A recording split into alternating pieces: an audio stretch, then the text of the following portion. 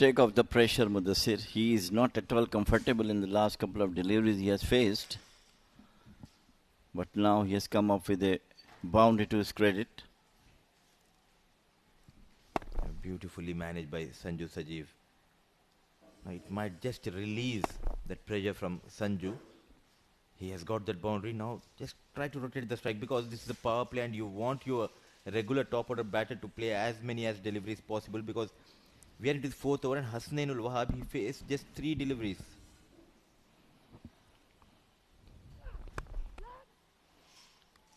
One towards mid-on, the other towards the mid-off. The results remain the same. Back-to-back boundaries. All credit to the captain of Yalla Shabab. He read the situation well. He know that the early wicket has gone. So he sent someone who can change the game. And Sanju is now doing what his captain asked for him to do. Nicely managed. Now growing in confidence. Had a shaky start, but now coming into his own groove, Sanju Sajeev. Now there's a change in the field. Amir Kaleem making quite a few adjustments in the field. Much getting confidence, Sanju, after those two confident boundaries. One towards the couch corner, one onto the extra cover. I'm sure his confidence will be high at the moment. Well, talking about Oman cricket, Jamil bhai, because you are here from the day one, you know how they started this beautiful game of cricket here, and we have seen the visible progress. So tell us more about how it started, and did you ever thought that you'll be witnessing such a beautiful, lovely grounds? It is beyond our imagination, Mudassir, to be honest with you. First time I came and played the first match, it was a muddy ground with the torn cement wicket and the matting on it. Matting also torn a couple of places, and that is on the good land places. And from then on, we were always talking, I don't know what and when it will be happen that we'll have a grassy ground. No words absolutely to the Khimji family, to be honest with you. Especially the former chairman, God bless his soul. So crazy, this family about cricket. I mean, whatever you say, yes, it will be supported by ICC and ACC, but the persons who were in charge were more keen to do the things, and they have done it within a span of very little time. The first World Cup we were going to play in India, I still remember, the ground was ready. There was nothing to sit. Only tin shed was there where we sit and used to do the practice. And from then now, you can see now, all the international matches have been played on this beautiful ground. Scenic, absolute brilliant play to come and play in one. And what I like about this venue is they did not try to replicate other stadiums. They came up with their own structure, their own ideas. The way this commentary box area is set up and the office, Oman Cricket Academy building. No. A good comeback. This open ground, they did not try to close this ground. It's an open, so it's always nice to see, and the people, they love to come and watch this beautiful game of cricket here. And the first time I saw this ground, it was way back in 2021. That was, I remember, UAE came here for that World Cup qualifier and they defeated Ireland in the final. It was Mohammad Wasim who got the brilliant 100. So that was the first time I saw this venue on TV, and I thought, okay, let me visit this ground whenever UAE travels. But thanks to the Almighty, I'm getting an opportunity to be here. Your love and passion has brought you here, Mudassir. Yes, I'm sure must be happy, must be proud that you are doing here so many times. More than that, I have traveled to so many countries. But you say that you get some, you have that connection, special connection.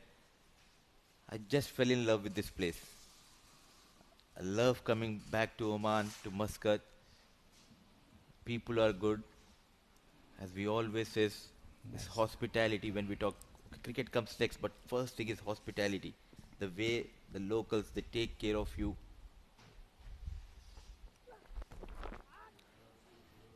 Brilliant, brilliantly done. Rolling his wrist. Now slowly they are coming in their own groove here. 3 boundaries in this over of Hemal.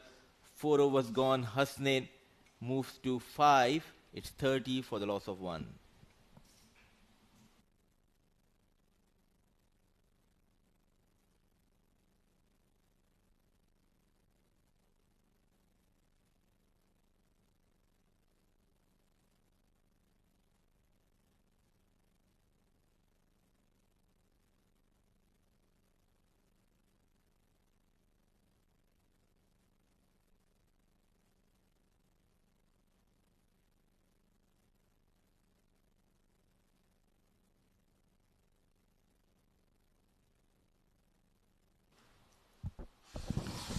Finally, finally, the players are coming up, especially Sanju looks to be good in form. And now Hussain Wahab also has got a boundary to his credit.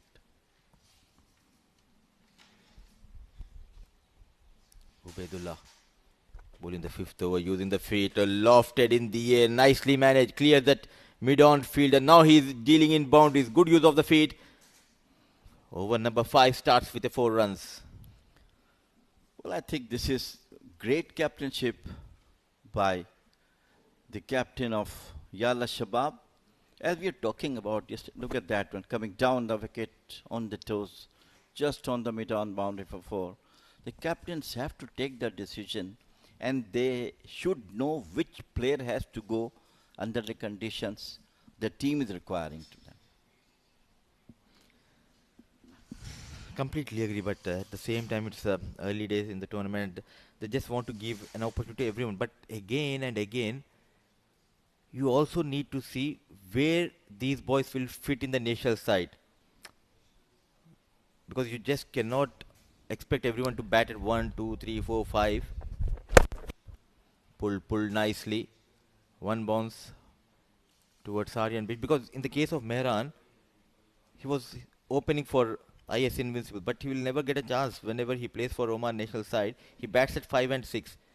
So why do you try yourself coming at top of position? Nothing wrong in it, but look far ahead. What's next? The next is Oman national team, and there at which level you are going to bat. A bit different from you, Mudassir. I mean, talking about the number of the batter, 3, 4, 5, after this delivery. Once again, pulled fiercely, but the fielder is there. Number of the batters, 2, 3, 4, 5, of course, it is not, of course, the captains and the teams who are playing. There are a lot of players who are already in the national side on the number 3, number 4, number 5. Only thing is that to the situation they are facing at that moment. Absolutely, Jamil bhai. And top of that, it's an art to play the new ball. Everyone just cannot come and play the new ball. Cannot expect a number 5 or number 7 pinch hitter to come and go after the bowlers to negate that swing. As we have seen, as rightly said by you, the number 3, number 4, number 5 is a very crucial position. You need to have someone like Mohammad Nadeem who has that experience. We have seen yesterday how he built that partnership with Karan Sonavle, taking those singles, doubles. At one stage, 3 quick wickets down, the opposition, they were trying to come back into the game, but Nadeem, he showed his class. Nadeem is absolutely outstanding all-rounder Oman has got. And he understands the situation so early and knows where to change and used to come at the time when you need more runs. This time onto the back foot once again. Over to the cover boundary, 4 runs. Now the ball is coming nicely onto the bat and the runs are flowing. He's already got 5 boundaries. He's on 21 of 17 deliveries. A shaky start. Now looking like a confident Sanju Sajiv's innings here. He's progressing quite well. Now all of a sudden there is a jump in the run rate as well. 40 on board. Small little partnership flourishing between Sanju and Hasnain.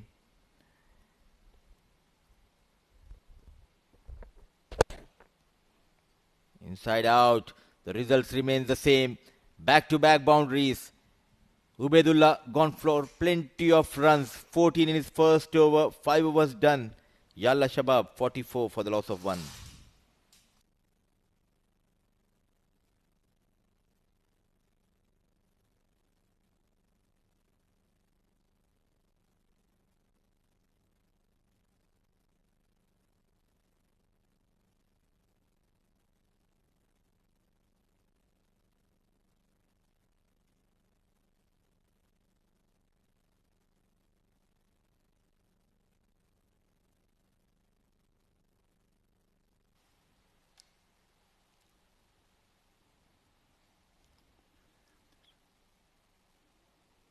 A very healthy run rate at the end of 5 overs for Yalla Shabab. 44 for 1, and there is a change in the bowling. It's Amir Kaleem brought himself. It is Sanju who came in and started his aggressive batting, got couple of boundaries and makes the things good, easy for the other batter also. Hassan, though it's a bit subdued, but he's coming up. He's seeing that Sanju is doing the rest, what the team require. He has to stay on the wicket. Sanju Sajeev is a kind of a player who always loves those challenges. At point, he's a live wire. Yesterday, a couple of days ago, 8 needed in the last 2 deliveries. He went for a maximum. Asif Khan took on Sanju Sajeev. Last ball, bowling as a spinner. That final ball, 2 to defend. He bowled a brilliant dot delivery. So he loves to take those challenges. And I like the way the coach is backing this young boy. I'm sure he must be an asset for Oman in the coming days, definitely. His approach, his ability, and his commitment to the game is absolutely outstanding. I've seen a lot of players, especially in Gulf region. If you talk about the national side of all the 6 countries, the GCC, though he did not represent it at the national level, but I can clearly say he's one of the best fielders. I haven't seen a fielder like him, especially at the point region. Mohammad Wasim, yes, for UAE, he's an excellent fielder, but at point you need to have some special ability to stop those balls, to put that dive. He's a live wire, Jamil Bhai, at that position. Not only on point or gully, if you place it down mid wicket, square leg, he's brilliant everywhere. Entire ground is for him. Wherever you put him, he is going to do the heroics for you. Onto the back foot, just a single. And top of that, yes, we talk about those reflexes, but also the speed, the way he approaches the ball, just in fraction of seconds. It doesn't give the batters much time to think whether to go for a run or no. Perfectly said. Onto the back foot cuts. End of over number 6. It is 46 for 1, Yalla Shabab.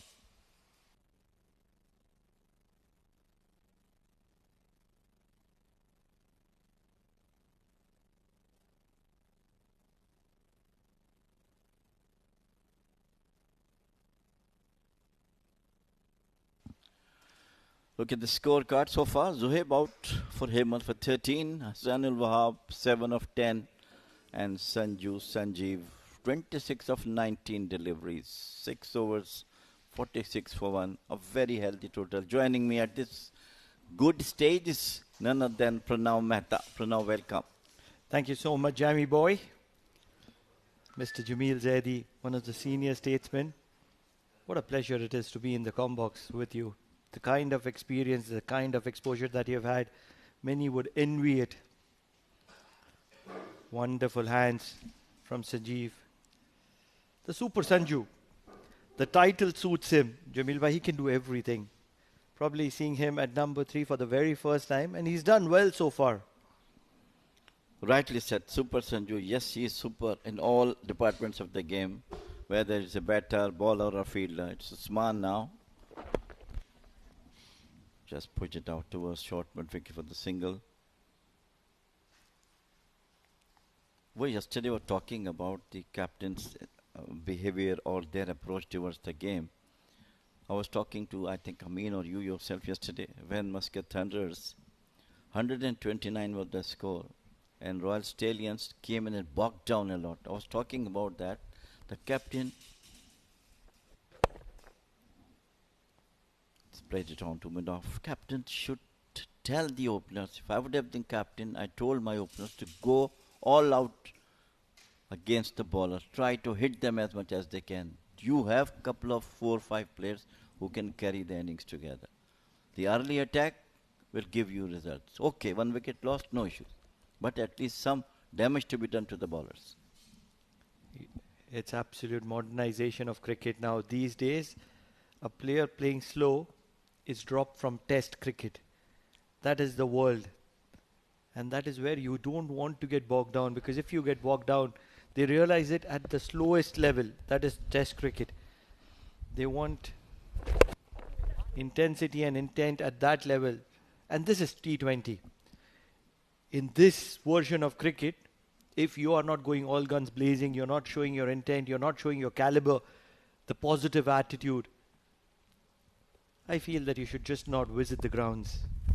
I might be harsh, but that is my utmost reality. This is what I'm saying. I mean, if you do have a modest total on the board, 129, do have a very good batting side, there's no point. End of over number 7. It is 52 for 1. Yalla Shabab.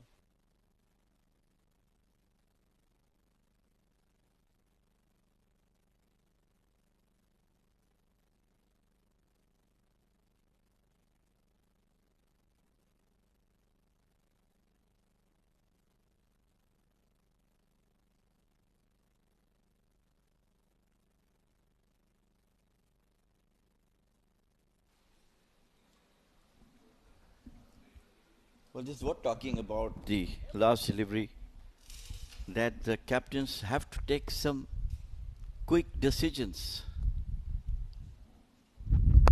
Coming down the wicket, beautifully hit over the head of the bowler for the maximum.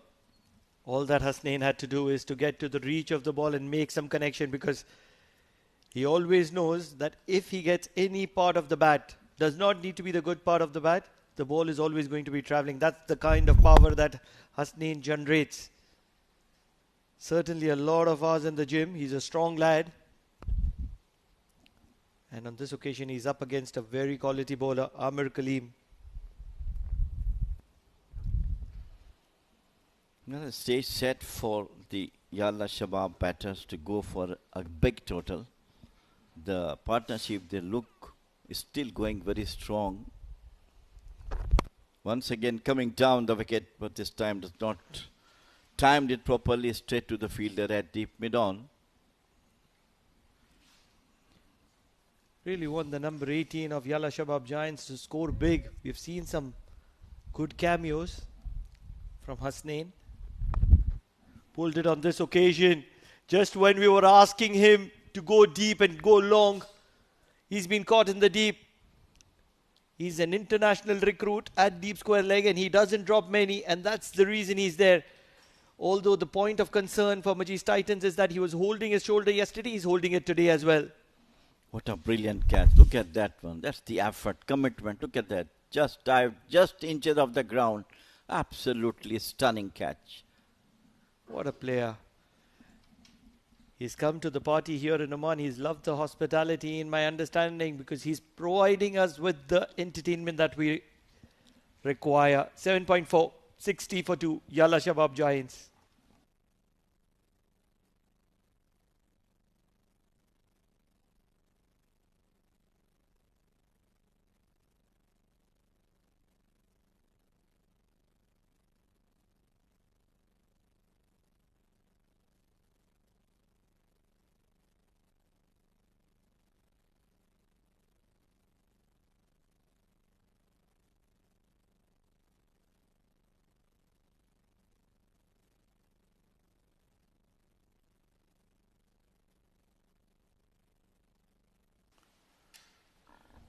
Partners have a breakthrough by Amir Kaleem, and what a stunning catch from Frisco, the recruit from South Africa. He showed his powers as a batter, and yesterday also he got a good catch, and today it's for the stunning catch at the deep square leg. And Amir Kaleem really got the wicket they were looking for. In come Mujibur. Lot of runs has to be on his shoulders now. Amir Kaleem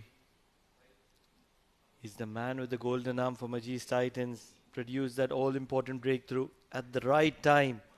And he's been doing it for so many years. Probably he would have forgotten the count. Keeping it tight on this occasion. Jamil bhai, how long have you known Amir Kaleem? Lost the count of the number of years. That's how long I'll it just is. tell you. I know. I'll let this delivery. I'll let you know. I know when he came back. Driven through the covers.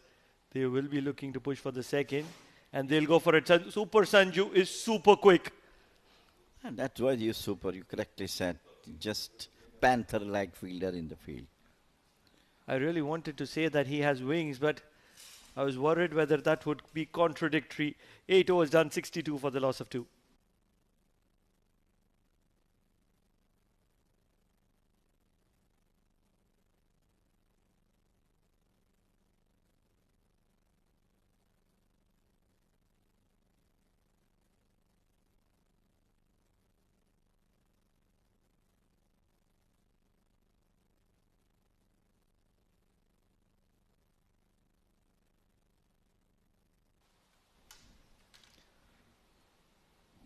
Good over from Amir Kaleem comes to an end. Left arm spinner, skied up in the air, fielder coming underneath it. Very well taken. Aryan take a bow, never too easy in the white skies, the white ball. And he's kept his eye on the ball, swirling ball, and still held on to it. Aryan, you're a star in the making. For the first time this season, Aryan is standing up to his expectations. Well, absolutely outstanding catch, but it was a mistimed hit by Sanju Sam, and he just skied into the air. And what a nice catch he has taken. Kept his eyes on the ball and got a brilliant catch. So, wicket number 3 for Yalla Shabab, 62 for 3.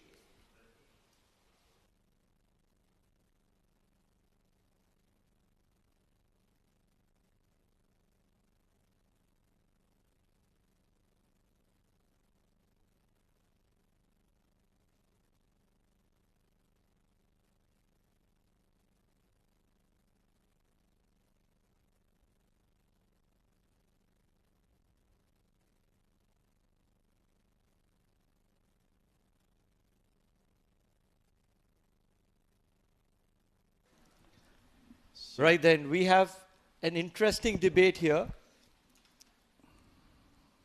To my understanding, Amir Kaleem was brought in by a team called Raha City Agreed here, yes.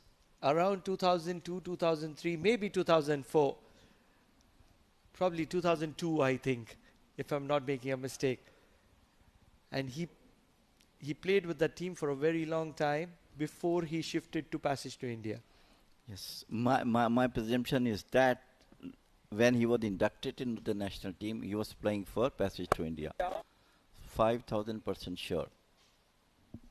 Now that's debatable. Why I'm telling you? Because I remember now he was Mohan Das was his manager. And so many things were there. I will just let you know later on. But he was inducted. This time. Wrapped on the pad. Was clearly going down. So quick comeback by the Amir Kaleem team. 3 wickets in the span of 3 overs. 2 wickets in 2 overs. Both the said batsmen have been departed back to the dugout. And all of a sudden, Sai Shiv and Mujibur have a role to play here.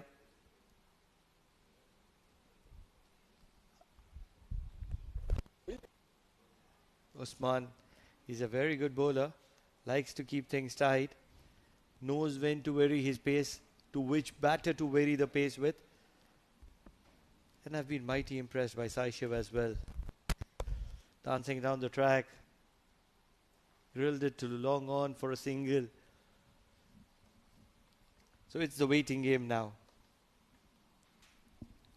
Quick comeback. Sachet was playing also very good batter, and he came under the conditions where his team needs some good runs from him. At one stage, things going good for that Yalla Shabab, but over the dismissal of Super Sanju, as you said, things look to be a bit slow. Into his final delivery, Usman Ali just one run from the over so far, and that's where it's going to be. A wicket and a single in that over of Usman Ali. Brilliant over from him. 63 for the loss of 3 at the end of 9.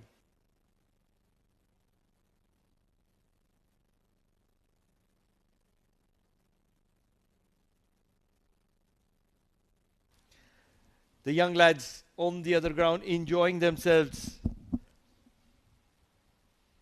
It's a selections, to the best of my understandings, for the junior category for the Indian schools. All the Indian schools have got together and they're forming a team which is going to be going to the CBSE meet, if I'm not making a mistake.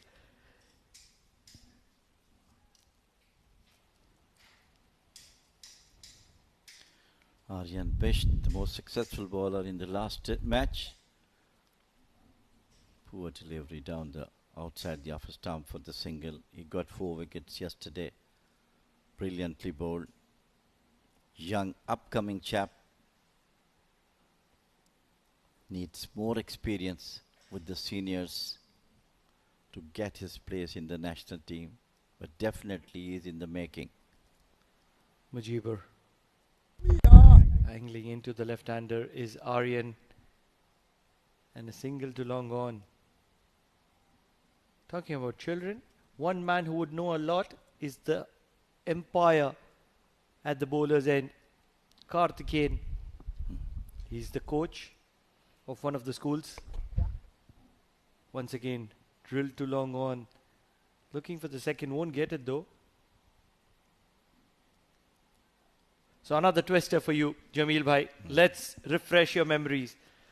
What was the bowling style of Amir Kaleem when he got selected for national side? Did he get selected as a bowler or a batsman? No, as an all-rounder. All-rounder? Yes. Good left-arm spinner, right? Yes. Very good left-arm spinner. His action is similar. Not turning the ball, flatters one. And that makes the batters, confused. Whether it is turning one. And he was the most successful bowler in our tour of Ireland, He was number 1 wicket taker for the qualifiers. It's a dot ball. I'll tell you an interesting fact. When Amir Kaleem came into Oman, he was a left-arm pacer for a very, very long time. I'm not sure if he got selected to the Oman national side as a left-arm spinner, but he was a left-arm pacer.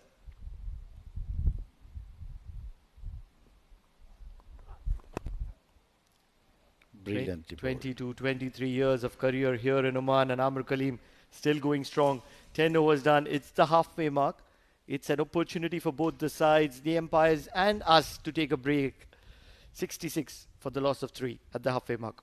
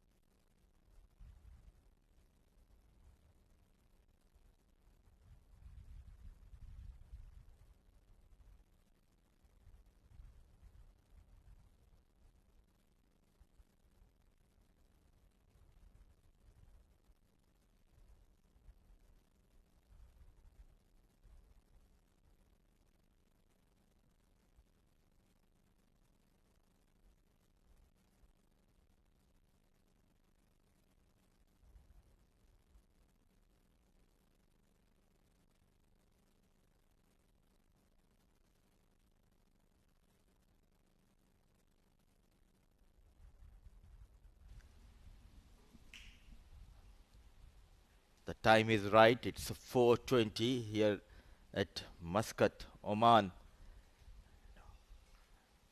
And proudly, in the windy conditions, fluttering are the flags, the Oman national flag and Oman cricket flag. It's always give a special feeling. After a good start, just losing couple of wickets, drinks breaks are done. 66 on board, 3 wickets down. A lot of repair work needs to be done by Mujibur and Sai Shiv. Mujibur not finding his form so far in this tournament.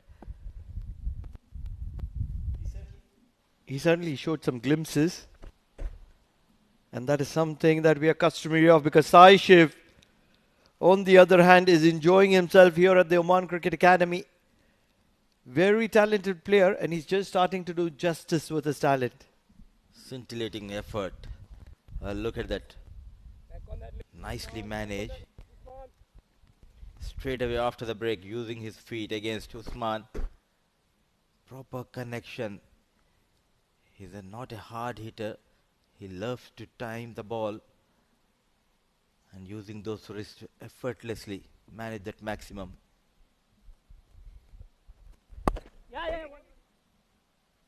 The most important part, Mudiba, is that I'm struggling to remember a six which was less than 75 meters here. All the sixes which have gone is probably 7, 8, 10 yards away from the boundary, and that's where the kind of clean hitting which is here on offer at the Oman Cricket Academy is exceptional.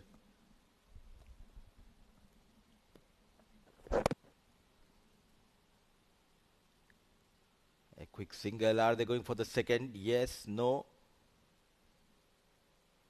Rightly said, Pranav. A lot of hard work has been done during that pre-season by these young boys. But one thing which we need to take a note is the quality of the balls.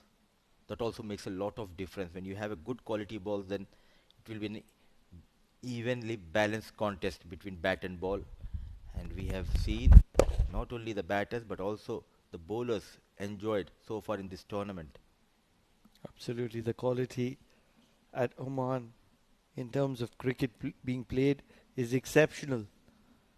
These six sides, the kind of investment the management puts behind them, the kind of efforts they put, the kind of backing which is provided, might not be second to none.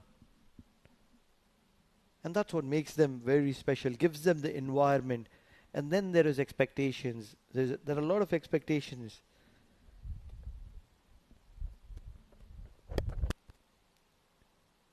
And then when you're provided with that kind of a platform, and then set with the expectations you want to deliver as a player.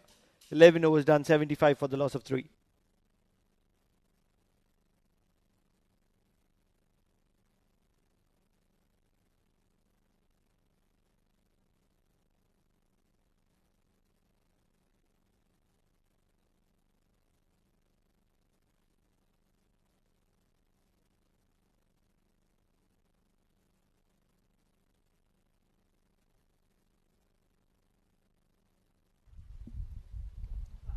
So 11 done, 75 for the loss of 3. Was there an edge? Not sure. But with limited resources, I would say, because here we have just 2 grounds. But the amount and the quality of cricket, what I have witnessed, is amazing. I've heard a lot about Oman cricket, how it started, how the foundation has been laid. Brilliant, brilliant shot. No chance for the long on fielder. What a connection from the blade of Mujibur Ali. He finds the boundary for the first time. This is good, very good cricket. Yalla Shabab Giants immediately after the power play. Intent from both the batters. And that's what is required. You don't want to get bogged down. You don't want to waste any time. And reading Aryan like a book here. Knows that he likes to fire it into the left-hander. And he uses that angle to his advantage. Uses the pace to his advantage. Cut nicely. No point fielder. Exploiting those gaps at his will, Mujibur Ali. Back-to-back boundaries. Correcting to his misery is Aryan. He went too full, and on this occasion, trying to stay away from the arc of the left-hander, goes a little wider, and Mujibur is well aware of it. Just making a little bit of room and making sure he uses that vacant point area. Change and field. There is a backward point on this occasion now. Runs are coming after drinks break for Yalla Shabab Giants. Full and driven to long on for a single. Now talking about the foundation of cricket here, late Shri Kanak Khimji, who played an important role for the development of cricket here, and tell us more about the transition period, how it happened from late Shri Kanak Khimji to His Excellency Pankaj Khimji. Oh, it's been interesting. It's a story for which I need probably a few days to dictate it, and that's how deep and that's how passionate this story is. But to cut it short, I started playing cricket in 2001. That's when I toured to Bangladesh. That was an under-17 tour, and the reason I emphasize that is because I've lived that life. A dot ball to finish that over from Aryan, and what happened is that we would practice on the cement wickets and then go to the international circuit and play on the turf wickets. Completely alien, no clue whatsoever, no understanding of the game. We wouldn't know what is swing, what is turn, because on cement it just skids through. And then came a phase where maybe 10 years down the line, matting surfaces came. We started playing on mat, we would practice on mat and then go and play international cricket. And at that point of time, if anyone would have come and told me that, probably 5 years, 10 years down the line, there are going to be lush green outfields with turf wickets, I would never believe. There was a point of time, probably around 2007, Wasim Ali comes into the attack. And the only reason I'm emphasizing this is to understand how difficult it is to maintain a surface here. There was one solitary turf wicket, one wicket, that was in Wataya. And just prior to a tournament, that was not available because of maintenance purposes.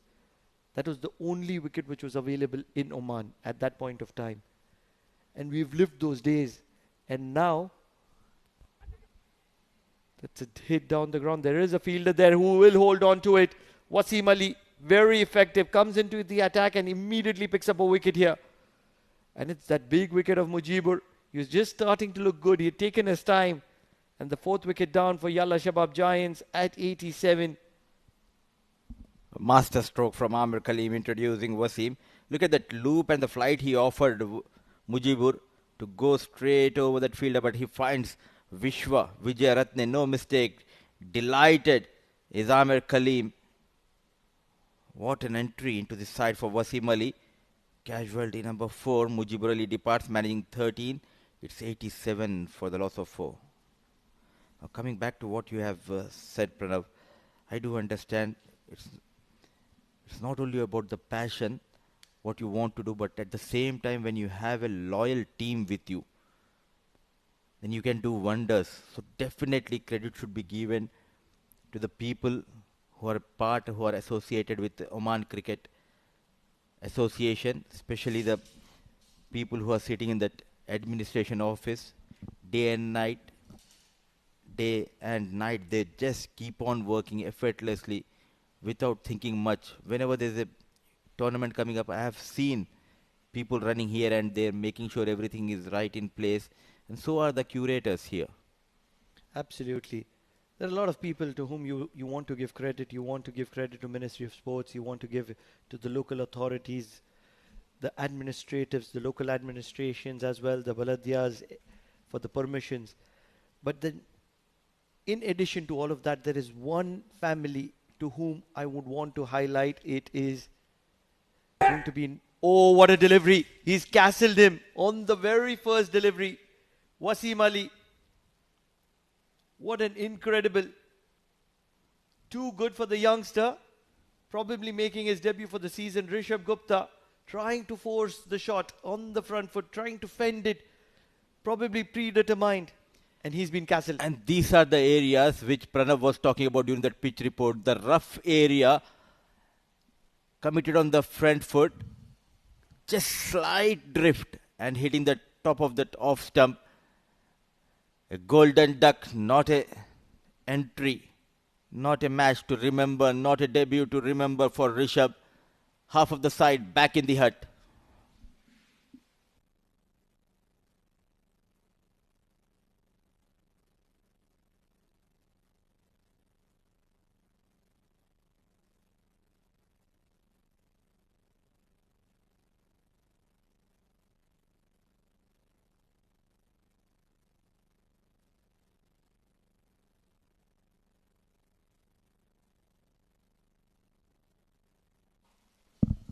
Suddenly, wickets tumbling down here. After the break, we have seen the first and second over going for runs. Now, all of a sudden, the 13th over, turning the tide in favor of Majees Titans. Wasim Ali, back-to-back wickets on a hat-trick. Driven nicely by the wicket-keeper, Sami. So definitely, there are people who worked really hard behind the scenes, whom the world doesn't know, because we only talk about the cricketers who just come and play, score, but to make this happen, people are working tirelessly behind the scenes. Absolutely, and I was just trying to point out one family which has some tireless, long hours, dedicated contribution, and that is the Kimji family. Right from the days of probably Sunil Gavaskar visiting Oman, Sandeep Patil hosting them, giving them the limelight, giving them the kind of hospitality of Oman. Pulled straight to long on, third wicket of the over. Wasim Ali is changing the match in his tide, in his favor, in the favor of Majees Titans in a single over. Can we call him Wonder Ali? Wasim Ali doing wonders with the ball. What an over. 3 singles, top of the 3 wickets. Slow in the air, forcing that shot.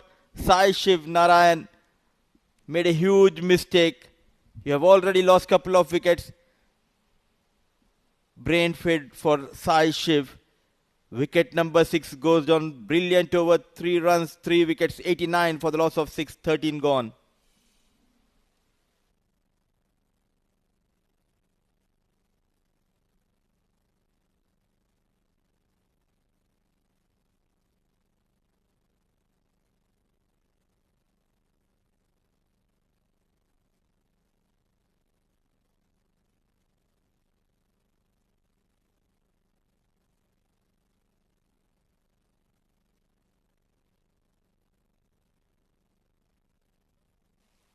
What an over from Wasim Ali.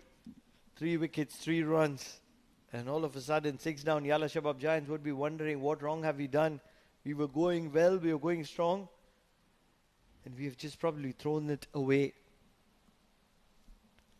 Coming back to my point.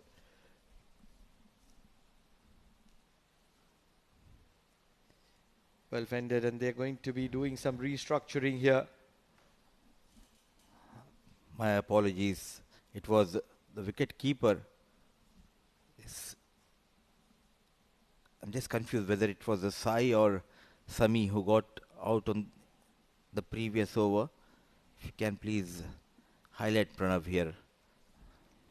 We'll just wait for verification on that. Sami is still out there in the middle, so it was Sai Shiv. Yes, Pranav, we were talking about the development of the game and the facilities and the amount of time spent by the top management, and you're talking about Khimji family. Yes, they have absolutely been brilliant with the contributions, with the way they have supported the game as a whole. Some good fielding here.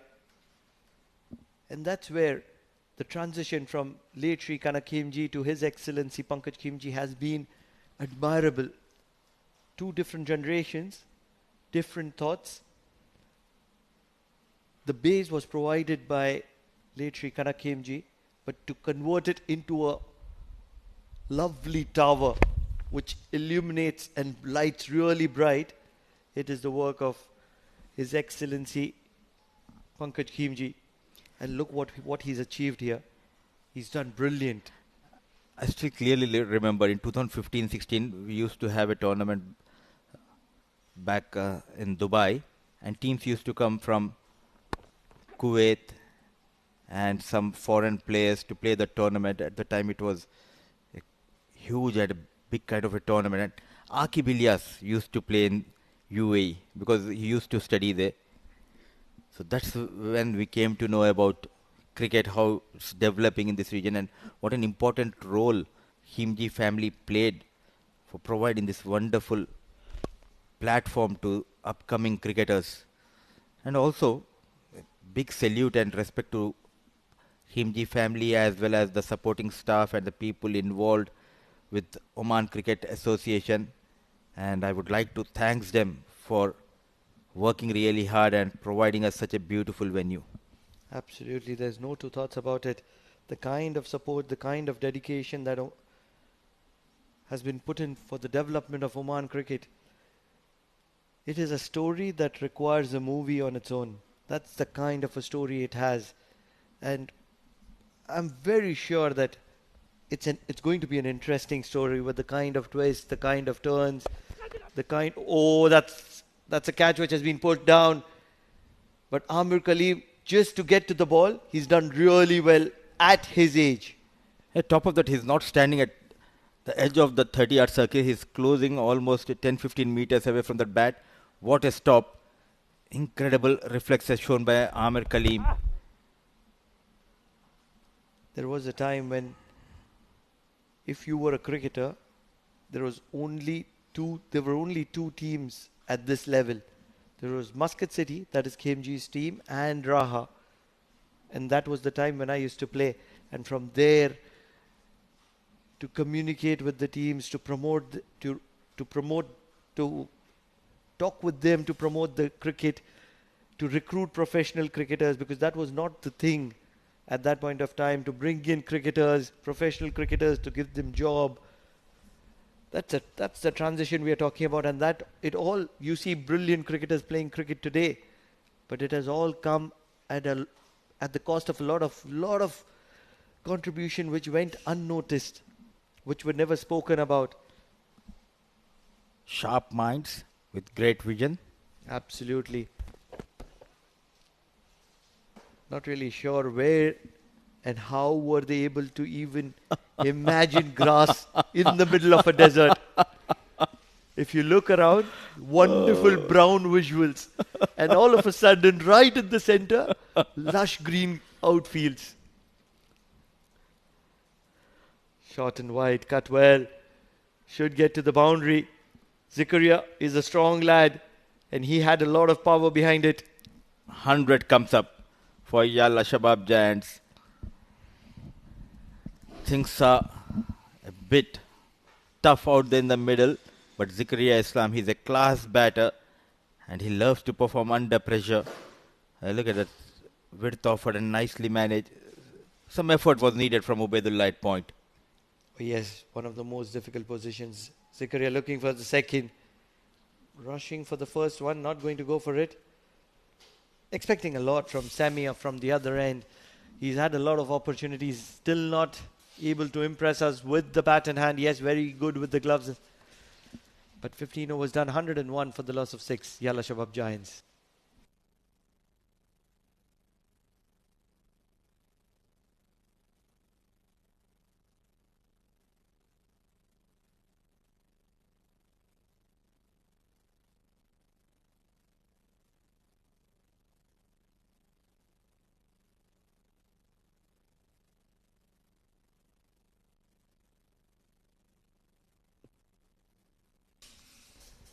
Zikaria against Amir Khalil. A lot of hard work needs to be done by Zikaria and Sami. Sami is short of runs, and this is a very good opportunity for him if he can get 25-30 runs, because we have seen behind the stumps he's one of the best, but with the bat he needs to deliver.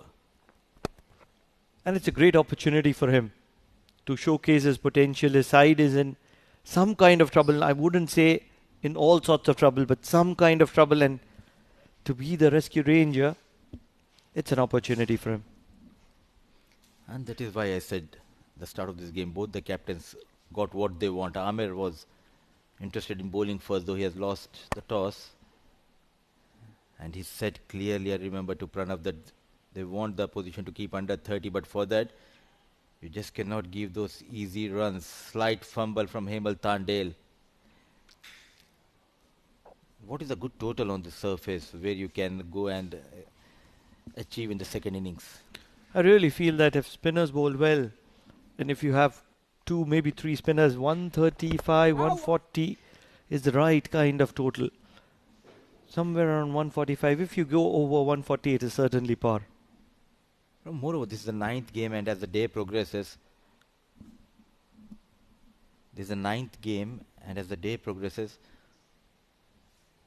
those cracks will open up. In the air, Amir Kaleem, flighted delivery, fielder settling, and no mistake. Zikria also departs. It has been a day where the spinners started to turn the tide in favor of Majees Titans. What are you doing here, Yalla Shabab Giants? They're in a little bit of too much hurry, probably trying to get way too many runs than what is required. Losing his shape, losing his hand from the bat does not matter, because the fielder at long off has held on to a good catch. And Zikaria Islam is going to be taking a long walk back to the pavilion. It's tough times for Yalla Shabab Giants, and they would not have expected to be here probably 2 overs ago. 105 for the loss of 7. Yes, they have lost 4 wickets in 2 overs.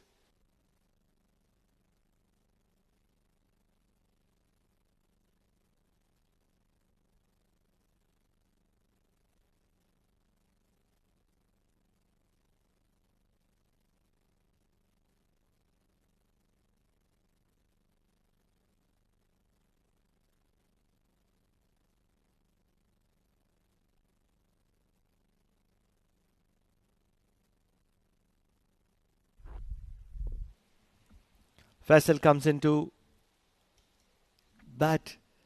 A man who is known for his good quality left arm pace will have a big role to do with the bat.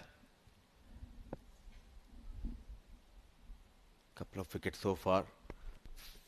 Final delivery of his spell. The captain, yet again, delivering with the ball. 21 in his 4 overs, couple of wickets. 16 overs done, 105 for the loss of 7.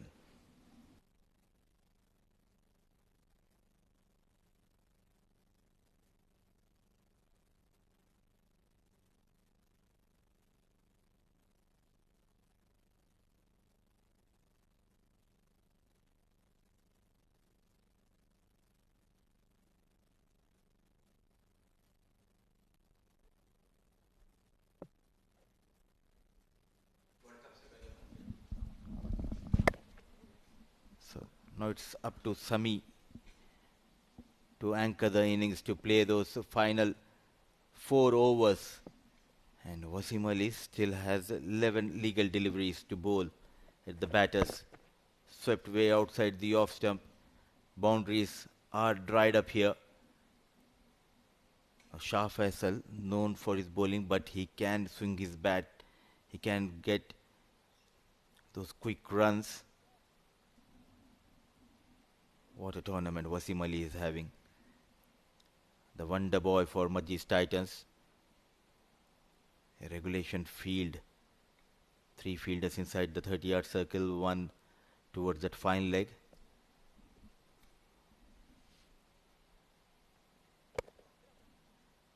Flighted a bit fuller. Now all of a sudden, they're struggling here. Can Wasim get one more wicket? Very watchful. Oh, what an effort. A full length dive. This is what we expect from the fielders. You need to save each and every run. Every run matters.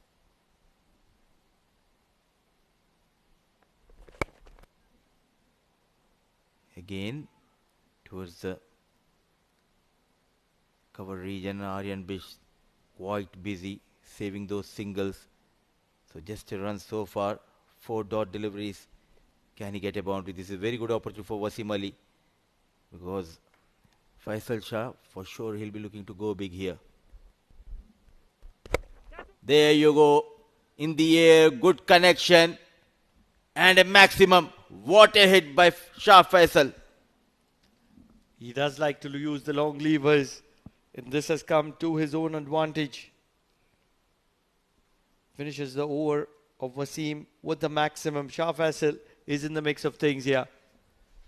It was in his arc. He always wanted to be throwing the kitchen sink at it. Not known for a single double game, Shah Faisal. And what a strike is that from Faisal. 112 for the loss of 7 at the end of 17, 3 overs to spare.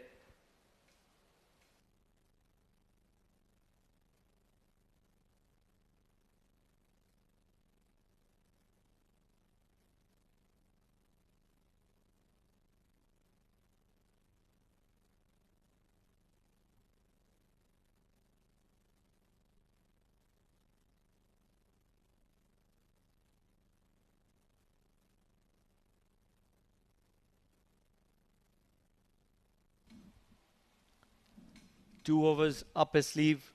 Hemal Tandil comes into the attack from the Oman LNG end. Slower delivery, slightly uppish, but will get a single Sammy.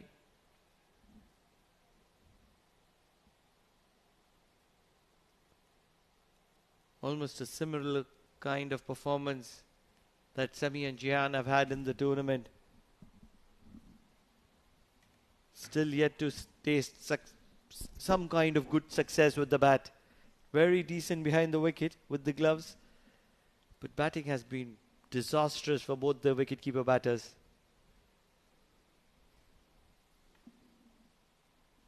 Shah Faisal got maximum the previous over against Wasim Ali. Hemal Tandil.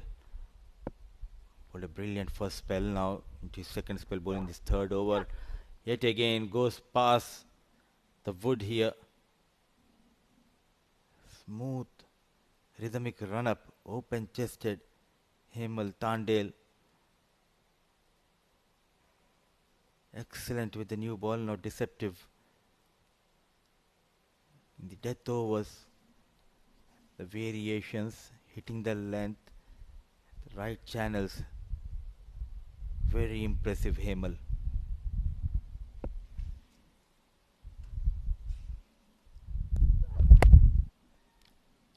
Aggression on offer. They will push for the second. They will get it easily as well. Ubaidullah, the fielder, in the deep. But they're trying to play the butcher game. They need to be the craftsmen for at least another 6 deliveries, if not more. These runs, for sure, it will hurt Majees Titans.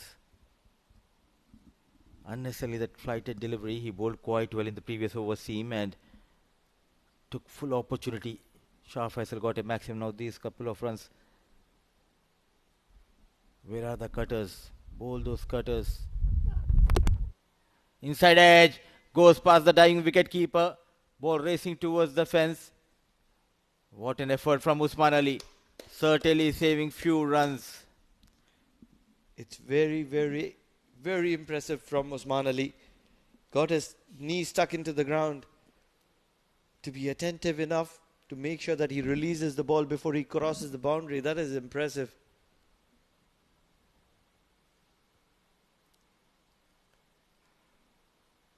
Mudiba, do you know that this entire media center has been built in a span of 30 to 45 days? It was before a major tournament. And as I stay in Amrat, I'd gone to India for a short trip of probably 20 days or 15 days. And I was busy prior to that. All of a sudden, when I passed the Oman cricket ground, after probably 20 days, I see a media center standing there. And I was stunned. And it was impressive. Decisions being taken, execution of those decisions are a different thing. It's easy to take decisions. We see a lot of decisions taken around the world, but to execute them to perfection, that's where you need a visionary. Absolutely. The implementation part is a tough one, and for that you need to have a good team. We'll have this conversation in the next story. 18 gone, 119 for the loss of 7.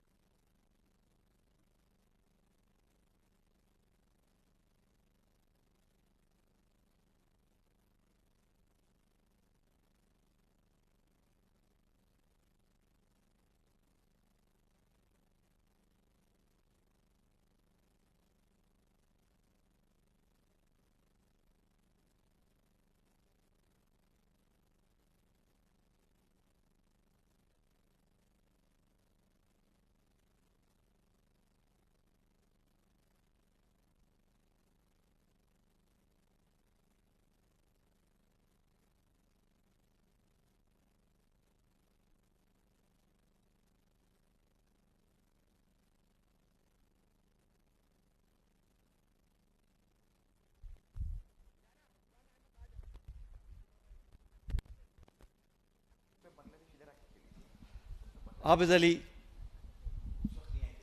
into the penultimate over. The left arm pacer.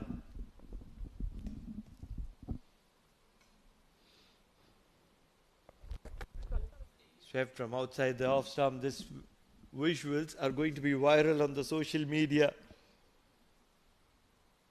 Don't know who the batter was. Probably it was Wahab Riaz who was the bowler. And the batter shuffles way outside the off stump, and still the batter just plays the ball from the way outside, probably the 7th or 8th stump. And that was a visual which was very, very viral on the social media. You don't get a glimpse of it, do you? Not really. I'm trying my best, but excellent delivery. Lots of stories come up when I have Pranav Mehta and Jamil Zaidi sitting next to me, and it's always fascinating to know these kind of stories, how things happened here. But when we talk about the visuals, one visual which is clear in my mind is Madhubhai Jasrani running from those steps of Dubai Stadium when Oman qualified. Still, I clearly remember. One of the live wires might not play the game, but the amount of involvement what Madhubhai has had in this game is immense. And my first visit to Oman in 2023, the first thing I asked, if I'm not mistaken, Jamil Bhai. Jamil Bhai, do you remember in one of the matches where Oman qualified for the World Cup, there was one gentleman, after the game finished, he just took off from that dressing room towards the center of the pitch. May I know who was that gentleman? So then Jamil Bhai described me about the whole story, how things came up, about Madhubhai Jasrani. So fascinating to know, Pranav. He's been around the Oman cricket for a very, very, very long time. And now is when he's not in the best of health. He's recovering and he's getting healthier by the day, and our best wishes to him. You don't see him a lot here, but won't be wrong in saying that this was his first home. His family would have seen him second, but Oman cricket would have seen him more than what he would have been at home.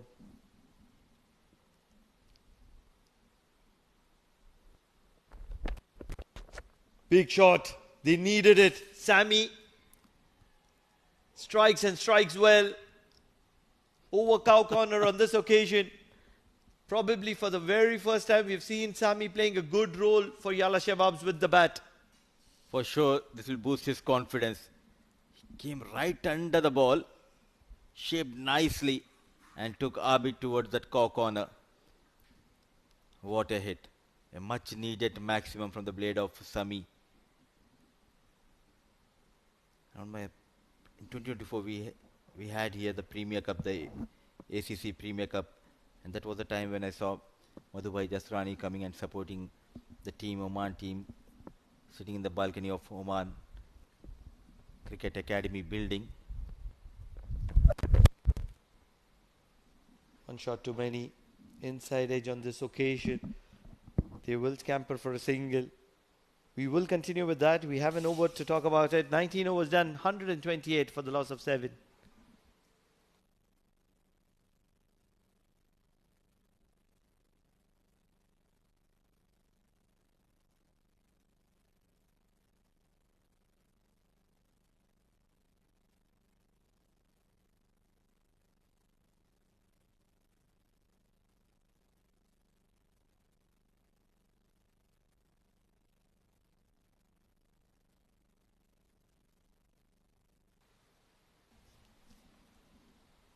Tandil will continue from Oman LNGN to bowl the final over of his spell and the final over of the innings as well. In his arc, outside edge, over point. Will require some stopping. And it'll be the young Aryan Bish who will keep it down to a couple. He took his own time, and you need to cut while running and while fetching that ball, coming all the way from cover. Just cut that angle of the ball and deny that second run. So many big names that we can talk about who have contributed to the growth of Oman cricket. Leading edge, skied up high in the air. Just not carrying to the fielder in the deep. Aryan Bish once again in the mix of things. We already spoke about Madhubhai Jisrani. There is Alkesh Bhai who is recently playing a very big role. Mazi has been there for a very long time. Anoop has been responsible for maintaining these wonderful facilities here at the Oman Cricket. Zishan Siddiqui. There is one person that I want to mention who is not between us. Late Iqbal Bhai Ariwala. He was associated with the Oman Cricket for a very long time. And his death was a shocker for me because I connected well. Faisal is a strong lad. Aryan Bish still in the mix of things. And on this occasion, he's only going to be fetching the ball back. It's like a new role for Faisal Shah in this side. He used to bat at number 10 previous season, now promoted up the order. Batting like a pro, like a finisher here. Shah Faisal, maximum number 2 for him. And taking home Yalla Shabab Giants to a decent total. With that hit, they moved to 137.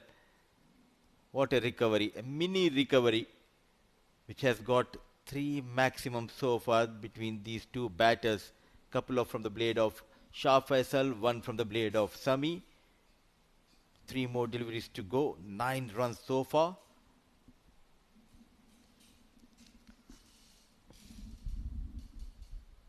They need a flourish to finish. Outside edge and a bump probably into the hands of Abid. They are appealing. Don't really think they're going to get anything in favor of them. They're still appealing.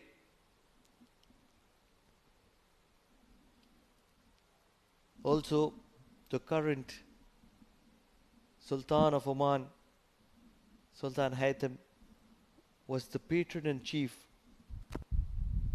of the Oman cricket. And that's where his support and contribution to cricket is very important as well. So many names, I can just keep going.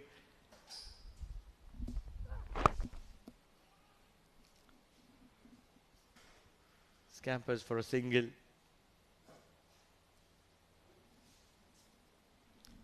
So all in all, we would like to thank each and everyone who are associated with Oman Cricket Academy, and we wish Madhubhai good health and lots of love.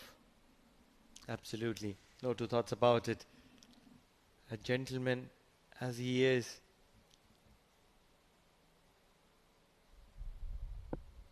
into the final delivery. Hamilton Dale. Full and straight into the hands of Hamilton Dale on a bounce. And it will be a dot ball to wind that innings. 139 for the loss of 7. 140 to get for Majees Titan. And it's an even Steven contest because I believe 140 is par. Amir Khalil said that he would be happy if he can keep the team under 130. Now, will these 9 runs will make a difference? The time will tell. But what a partnership for the 8th wicket between Faisal Shah and Sami. The rescue rangers took Yalla Shabab Giants to a respectable total of 139 for the loss of 7. Hemal Tandale bowled quite well, and let's see the highlights, how the things panned out in the first innings, winning the toss and have elected to bat first. The weather has been kind for the last couple of days here at Al Amarat with windy conditions, partly cloudy. They started off really well, the likes of Zoeb Amanat getting few runs, then he went back into the hut thanks to Hemal Tandale, and small partnership started to flourish. And all of a sudden, look at that effort coming from Adams to get rid of the batter Hasnanul Wahab. Wasim Ali was introduced, and straight away he got 3 wickets in 1 over and few maximums in between. Aryan Bish was taken apart by Mujibur Ali, going for plenty of runs. Brilliant contributions. This was the over which changed the tide in favour of Majees Titans. 3 wickets in an over from Wasim Ali. And quick succession. Majees Titans was well in control of the game. At a moment, Yala Shabab were looking to get close to 160, 170. And they were pulled back. And towards the end, it was that partnership from Faisal and Sami that brought Yalla Shabab Giants back into the game to make them reach close to 140. So the situation very clear. 140 to win. Whether they can get there or not, only time will tell. And that's going to be on the other side of the break. Just before we go into the break, a quick look at the scorecard. Zohaib 13 of 7. Hasnainul Wahab 17 of 16. But what mattered was Sanju Saji was promoted today. 30 of 24 for him. Starts for a lot of players. Mujibur, Saishif. Towards the end, what mattered is Sami and Faisal got together and they stitched a partnership which valued the most for Yala Shabab Giants.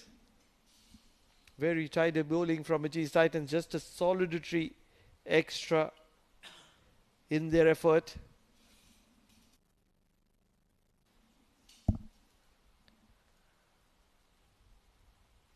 Talking about the bowling, 3 wickets for Wasim Ali.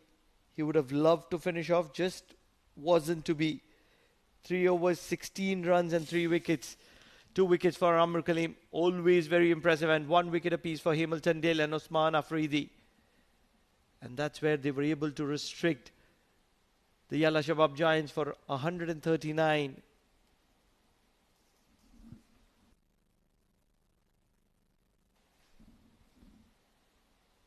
So we will go into the break here. And on the other side, it's going to be the chase.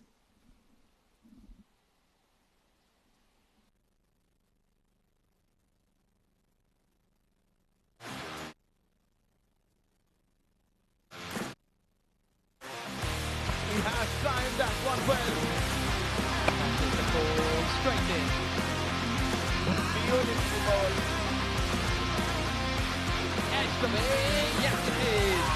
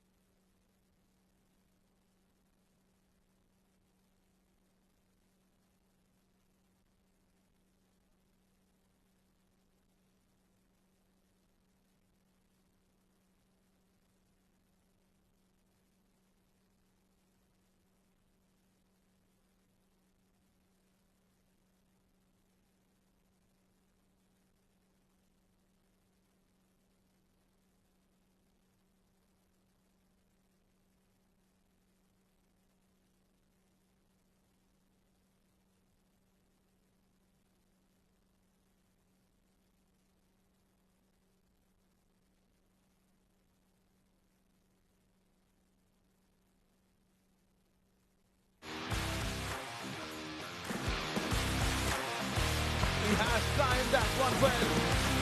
That is the ball straight in. Beautiful ball. Edge of it. Yes, it is.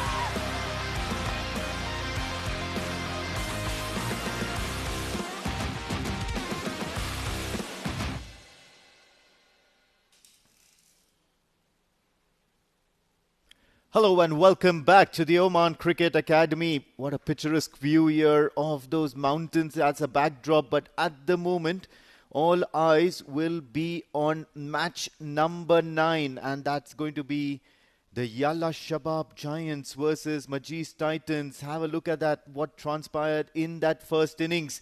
Zoeb Amana, 13 of 7, got off to a start but had to depart. Hasnainul Wahab, 17, and he stitched a little bit of a partnership with Sanju Sajeev, 30 of 24. Mujibur Ali got out unluckily in the previous game, but today he didn't get to a good start. Sai Shiv Narayan was there, got into double figures. Rishabh Gupta, not for one, early days for the youngster. And Sami towards the end, along with Zikriya Islam and Faisal Shah, stitched some crucial runs and added a little bit of a, or rather injected a little bit of hope for the Yalla Shabab Giants at the end of 20 overs. 139 is what they got. As far as the bowling is concerned, Hemal Tandale 1 for 32 in his 4. Amir Kaleem, with all that experience, he delivered with quite a bit of economy. 2 for 21 in his 4 and 10 dot balls in that spell. Wasim Ali, I believe, picked up 3 wickets all in the same over. 3 for 16 in his 3 overs. So certainly turning up for the team. Aryan Bisht 2 overs for 14. So he was a tad bit expensive, and so was Ubaidullah. Just that one extra in that bowling effort for the Majees Titans. So that means nearly every run, barring that one extra, helped Yalla Shabab Giants amass that score of 139. Jay Odedra, the captain, the senior member of the Yalla Shabab Giants. Also joining me in the comm box is our senior member, Mr. Jamil Zaidi. Thank you, Amin. It was an absolute, brilliant effort by the Majees Titans bowlers to contain Yalla Shabab to 139. Some excellent bowling from Wasim Ali, well supported by Ahmed Kaleem.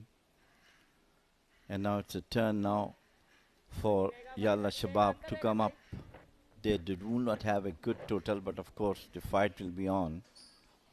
They are fighters. They won the matches in the last stages of the game so many times with their huge experience under the conditions there. Left-handers galore here in this Majees Titans lineup, and straight away you see Captain Jay Odedra now utilizing all those matchups. So probably a lot of finger spin, right arm off spin that will be employed here. Apart from Abhinav and perhaps a few batters down the order with the name of Farisco Adams and Ubaidullah. A lot of them in that top order, left-handers. Getting some decent turn and bounce, Jay Odedra. Perfect start for Yalla Shabab. Captain take himself responsibility to start the proceedings for Yalla Shabab. He knows the total is not that much good, but he's trying to get something out from his swept beautifully. Top of the edge of the bat, and it's going to be the very well fielded by the fielder at the deep fine leg. Managed to get 2 runs. Yes, most certainly. Never looked to keep it down. He played that shot well within range, backed himself to get the elevation, but then somehow or the other, Umair Shakil managing to keep that to just a couple of runs. So well done here by the Yalla Shabab Giants fielders.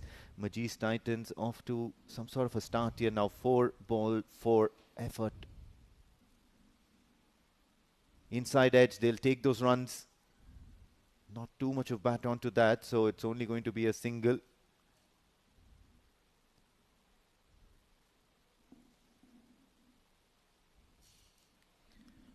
So far, so good.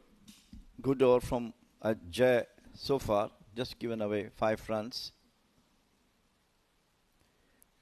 So only thing is they had to bowl within the wickets, controlled, well supported by the fielders if they like to contain Majees Titans to reach their total of 139.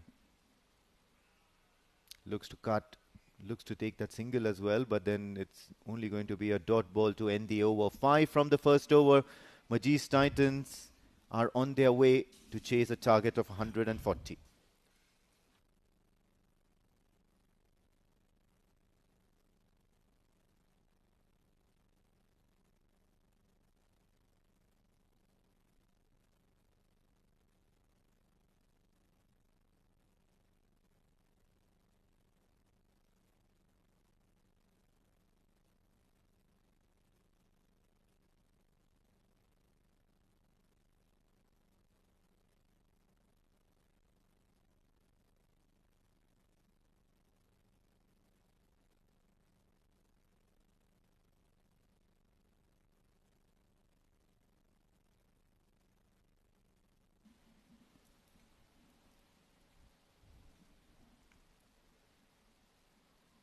So still persisting with the right arm spin here.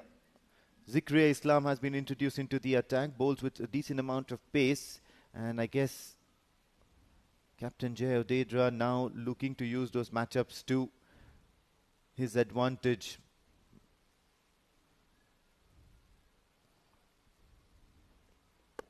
Looking to dart it away from the right-hander, takes the aerial route. Abhinav has been looking good since the start of this innings so far. Yes, he's played just 6 deliveries, but then he's middling the ball well. Not afraid to take the riskier shots on. That's a good battle is going on between these two teams. Yalla Shabab has to work very, very hard to control the batting power of Majees Titans with the Frisco in their line. Amar Kaleem is going to be key as well. A lot depends on the start that he achieves. Have a look at that straight away. Stamping his class with authority. Amar Kaleem getting down on one knee and playing that sweep of Zikriya Islam. What matchup, he says. Well, bad delivery and nicely dealt by Ahmed Kaleem. Perfect sweep. Got off to the first boundary of the Majees Titans innings. Yeah, he never looked to keep it down. Knew that it was a safe option going aerial in that particular position as the fielder was up in the circle. This time just a deft push towards the leg side. It's only going to be a single. So that's sensible now from Majees Titans. Titans has to keep their cool if they are going to win this match. Total is not that much, but only thing that they have to apply themselves, going for singles and numbers right from the first over till the power play. At least they should reach around 35 or 40. That makes a difference. This time punches towards the covers. Mid-off will be in action, so only a single. But a lot shall depend on the kind of start that Amar Kaleem provides to the Majees Titans, because he's been that sort of a player, that sort of an aggressive batter all the way at the top of the order. He's not got as many runs as he'd like in this tournament so far in the first 3 matches, but then they're always just one good innings away. Drifting downwards. End of over number 2. It is 12 for no wicket Majees Titans.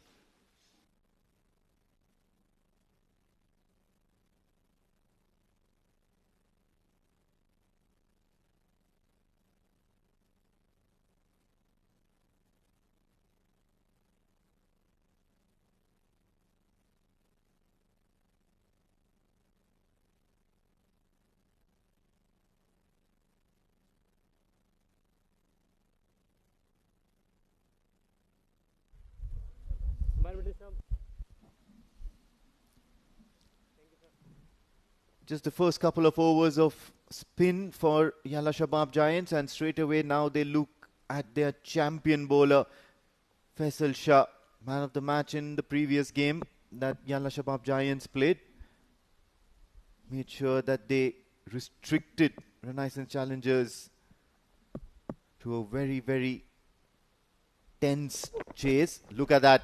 Looks to play the scoop. The right-handed Abhinav taking on the star bowler for Yalla Shabab Giants, Faisal Shah. In style, Abhinav will manage to get a boundary to his name. Well, right approach from the batters from the Majees Titans, as I talked to you about yesterday. They had to attack right from the word go, and that's what Abhinav has done. Look at that confidence he has got. That scooped it over to the fine leg. Yes, absolutely. He certainly knew where he was looking to target the scoring options that he had, and he's executed that to perfection. Now Shah Faisal, he'll be wary. He'll look to get back at Abhinav. Wonderful comeback. Very, very useful bowler, Faisal Shah. He bowled superbly yesterday. Got a couple of wickets. Always trying to bowl his heart out to get some wickets. And today is the time once again for him to come back strongly. Got early wicket for his team. Matches for Majees Titan, 4 days on the trot, so certainly a little bit of fatigue settling in. Look at this one now, targeting downtown. Good effort by Captain Jay Odetra to keep that to a dot ball, but that was certainly struck right from the middle of the bat. Goes to show the kind of form Abhinav is in, or probably the confidence that he's come out hitting today.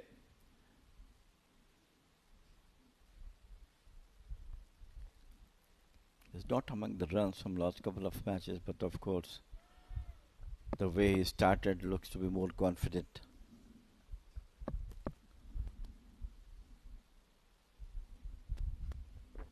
This time looking to take on Shah Faisal. Dancing down the track, but then Shah Faisal only too smart, keeping it away from the right-hander.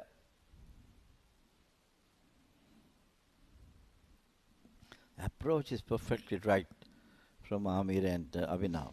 They are looking for the runs. And that's the right thing to do.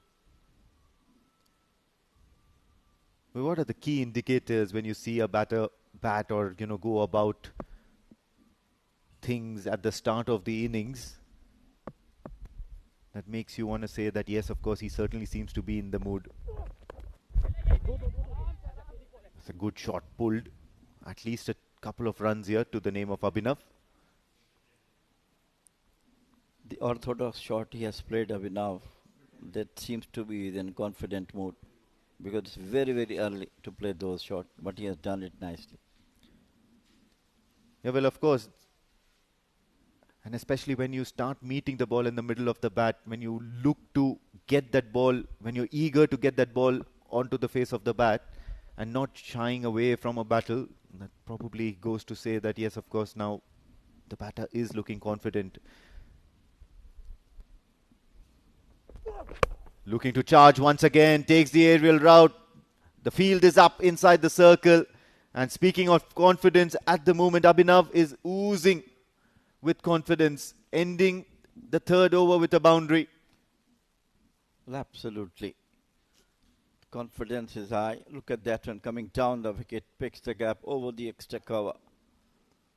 So that approach is absolutely fantastic. I love that one, as I was talking to you about yesterday. Over number 3 has gone, 22 for no wicket.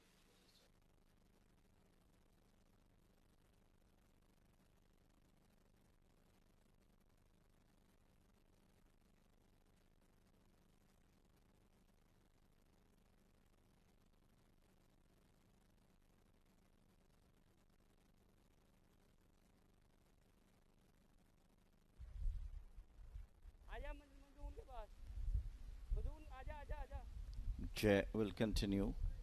A very productive over of Faisal Shah with the last one. Couple of boundaries.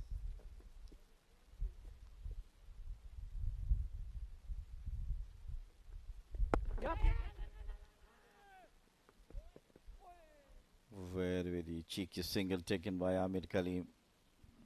Yes, Well, runs are coming. That's fine. Yes, certainly a risky single by Amar Kaleem, and immediately realizing that Jay Odedra has been brought on the moment. Yala Shabab Giants realized that it's going to be a left-hander on strike in this over, but then very eager to rotate strike and get to the other end because Abhinav will now take on Jay Odedra. Especially, he's not shying away from dancing down the track and looking to loft the ball in the air. This time cuts, and I think he's bisected the fielders there. Another boundary to the name of Abhinav. He's gotten off on the right side of the bed, I believe, this morning. Brilliantly played, picking the gap nicely between cover point and cover. So much power he has poured in this shot. Look at that one on the back foot. Just open the face of the bat. Certainly packs a punch, Abhinav. His second game for Majees Titans so far and looking to be in good touch. This time on one knee, attacking Jay Odedra. If Yalla Shabab Giants want to put in the matchup, Majees Titans want to break the matchup here. The right-hander taking on the right arm spinner, Jay Odedra. Second boundary in a row. Brilliant approach by Abhinav. Doing the right thing, taking off the pressure in the couple of early part of the game, attacking the bowlers, and he is really completely demanding, dunting on the bowlers right now. This time looks to cut, but now will find the fielder as it's been reinforced on the offside as far as the field setup for the right-hander is concerned. Finally, we see some conventional T20 action, taking on the bowlers in the power play stage. This beautiful walkway built by the municipality. In the air, fielder settling underneath it. Youngster Rishabh Gupta will pouch it safely. Jay Odedra strikes, but not before Abhinav has tonked him for a couple of boundaries. So a timely dismissal for Yalla Shabab Giants, and Majees Titans have their first casualty. Once again, tried to heave it over the Cow's corner, took the top edge of the bat and very, very comfortably taken by the fielder at mid-on. So the first wicket down for Majees Titan.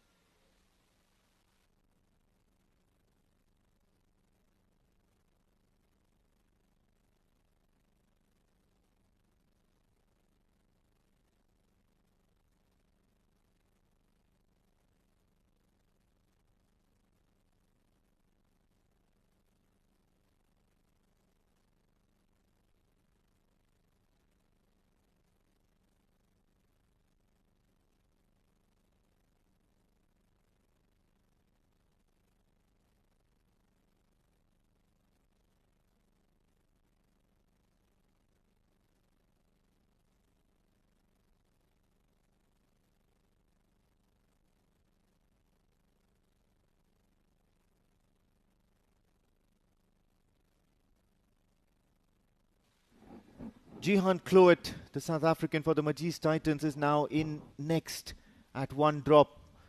31 for one, and just one more delivery to go in this Jay Odedra over. He's been hit for a couple of boundaries, but now has had the last laugh against Abhinav. Looking to take on Jay Odedra, and probably that's going to be the way most of the batters will be looking to operate, seems like, from the Majees Titans. Jihan Cloet normally plays a very quiet innings, has not impressed in the first 3 games. He'll be looking to make amends.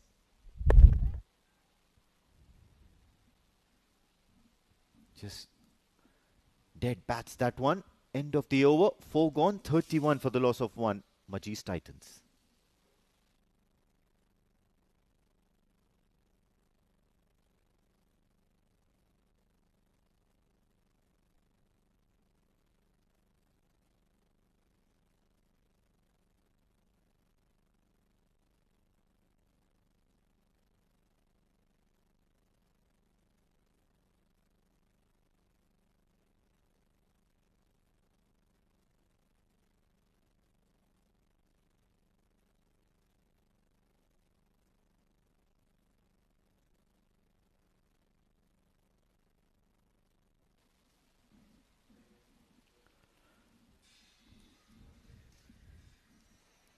So 81 for 1.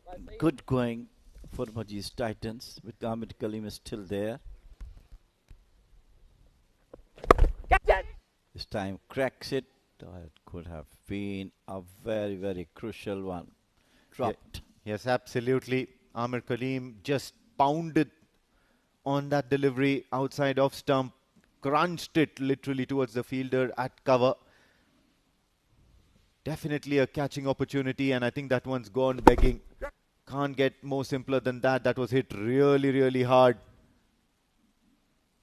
Zoeb Amanat will have to certainly make it up for the team. It was a very crucial wicket of Amir Kalim that's gone down begging. That cat could have been taken. I mean, it's just when you are doing the fielding at a close-in one, obviously you always expect to be a with full-flooded shot. I was discussing with Mudassir, I mean, that the blessing of Almighty that after a long, long time, we do have a cloudy 3 days, but of course no rain. But the weather is of course lovely and beautiful.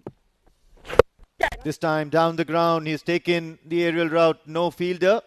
Somehow, Mujibur Ali comes running way long out of his position. Only a single, but now Jihan and Amir Kalim are hitting the ball very, very hard. So it certainly has been some sort of a strategic move here, strategic shift in gears of how to approach this total within the power play. Yes and no. This is going to be very, very close. Umpire not interested. That's the last thing they would want, Majees Titans, a freak run out. Both these two batters are short on runs at the moment. Crucial, very crucial. The last thing they would have done is to get them run out. Things looks to be slightly in their favor after Abhinav's onslaught in the first 2 overs.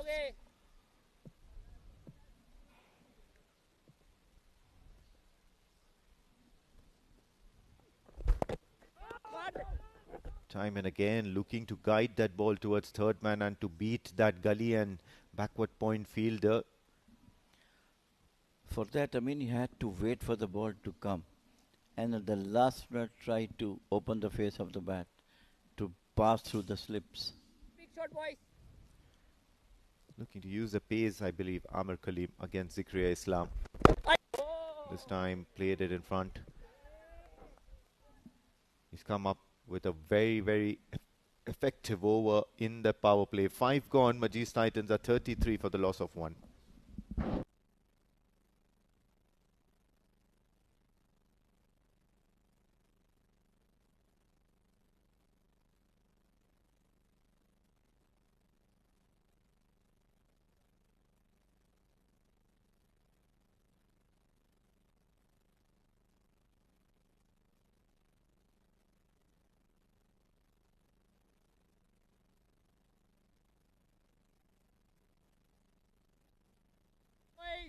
Big shot coming, boys. Big shot coming. Mid wicket is coming.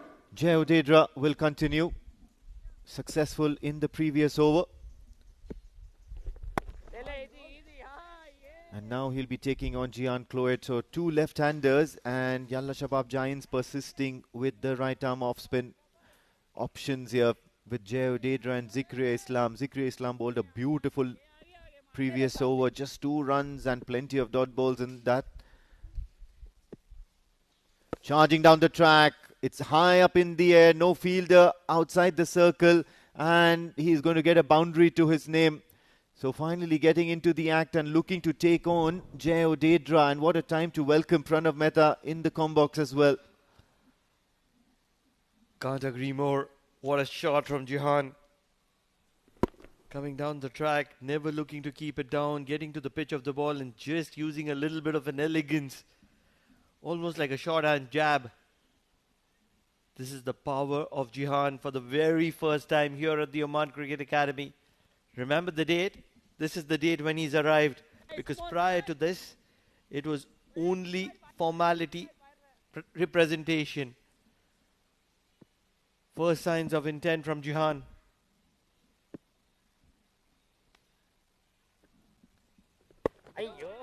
Fended well. Jayodedra now will look to make a comeback. That sort of a bowler, isn't he? Doesn't mind going for runs, but then will pick you or get you those breakthroughs out of nowhere. It's the last over of the power play, mind you. And Jihan will be looking to take him on. What's his response going to be now? Doesn't look forward to changing the field. Can Jihan be brave enough? Because Jayodedra will ask these type of questions time and again. Immediately you see Amir Kaleem just going down and having a word, or rather, what do you think that would be? Would it be a word of advice, or would it be... He would have just suggested that this is the one which would turn.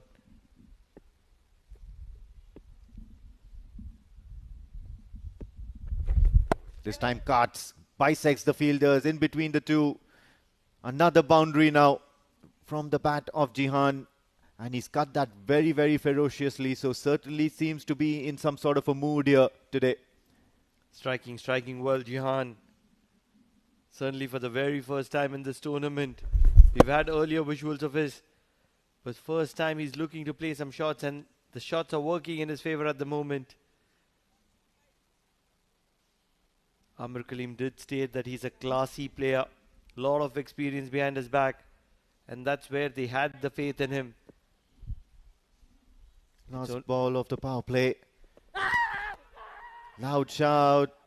Asking the umpire.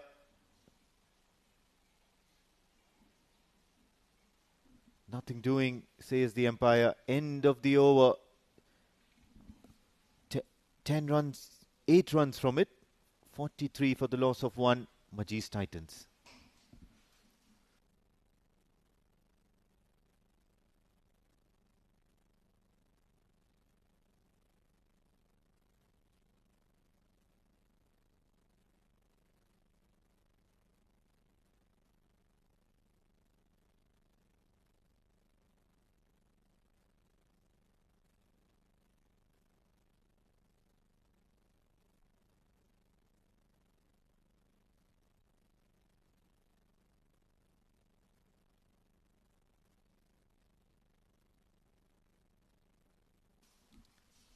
I mean, how do you like the weather these days? 3 days in a row, the sun playing hide and seek.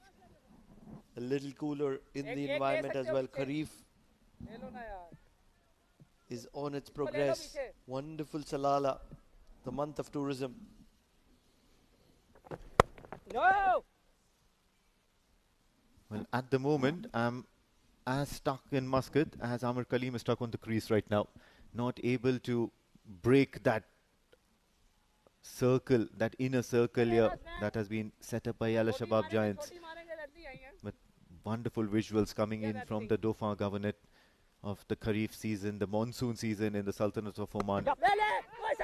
Deftly pushed, only going to be a single, and that was a ferocious throw from Sanju Sajeev. Needed, not needed, I would say. You're just trying to injure your bowler, are you, Sanju? He's a live wire. Just as Mudassir Ali was suggesting, one would have not seen a quicker fielder in that circuit towards the point area than Super Sanju. This time Max Cute, Jihan Cloet probably showing all the kind of shots that he has on offer. Looks for the paddle, but settles in for the scoop. Couple of runs added to him.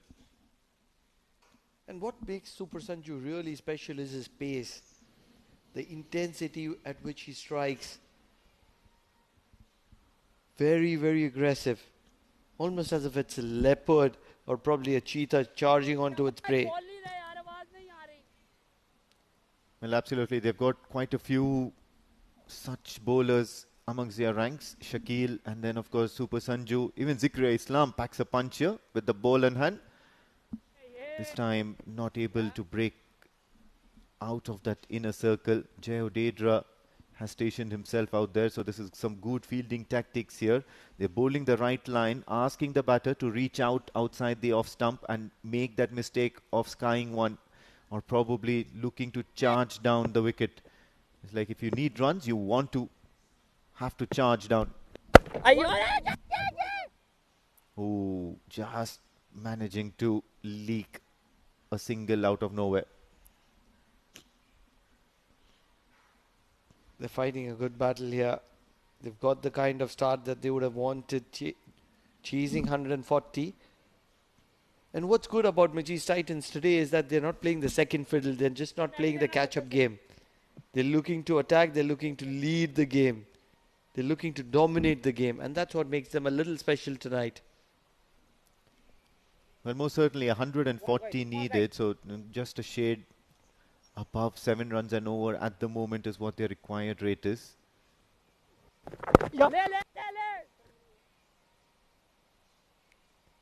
Just a single.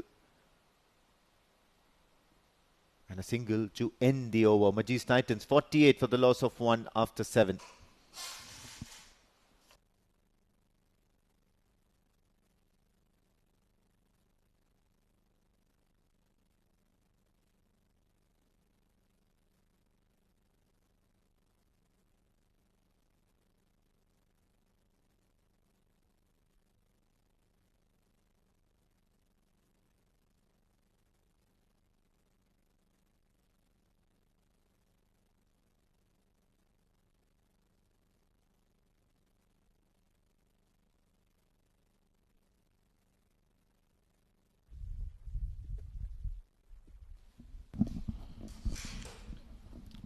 Will bowl himself out, Jay Odedra, with the 4th over. He's got a little bit of success to his name. A little bit of yes and no from Amir Kaleem. He's looked tentative from the very start, and you can see that from the strike rate as well. 10 runs from 14 deliveries, now 15. So he'll want to get going.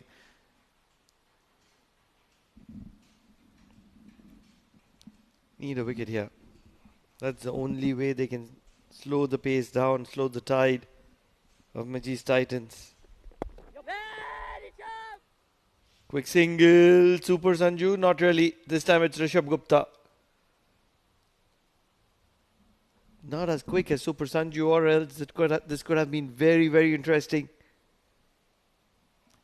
Yeah, well, he's still alive via Rishabh Gupta. Also bowled some decent slower deliveries as well. So he's a very, very talented youngster. Didn't contribute much with the bat, but I've heard some good reviews from him, especially from the 50-over competition. But then, at the moment, it's all about Majees Titans and their renewed approach. That leg side seems a little bit empty there, and probably they are allowing the Majees Titan batters to rotate strike, aren't they? It's technical. It's technical from Jahan and Amir at the moment. They're using their experience to their liking.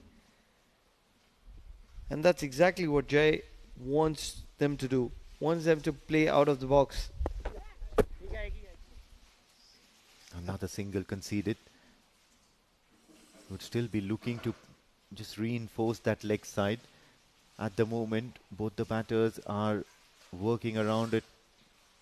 Working around for singles. Jihan also has already shown that he is happy to use his feet against Jay Odedra. It's his last over, so he'll want to make an impact in the remaining 2, Jay. Cards. There is a gap, but then a fielder out in the deep to prevent a boundary.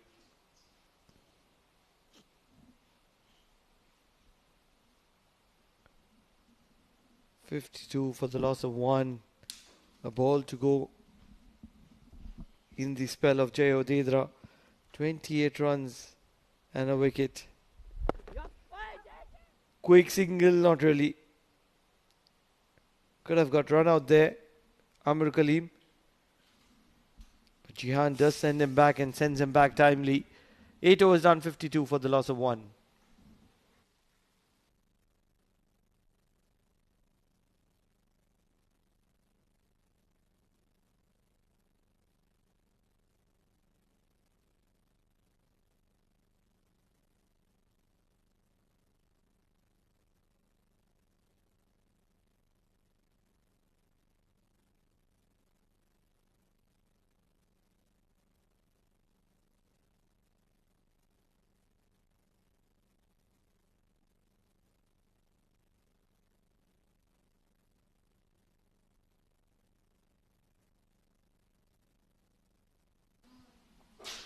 Zikr Islam Yeah. into his final over as well. 14 for no loss in his 3 overs. He's been tidy. And what this does is they have plenty of resources left. 2 off spinners bowling themselves out in the 8 overs that have been completed.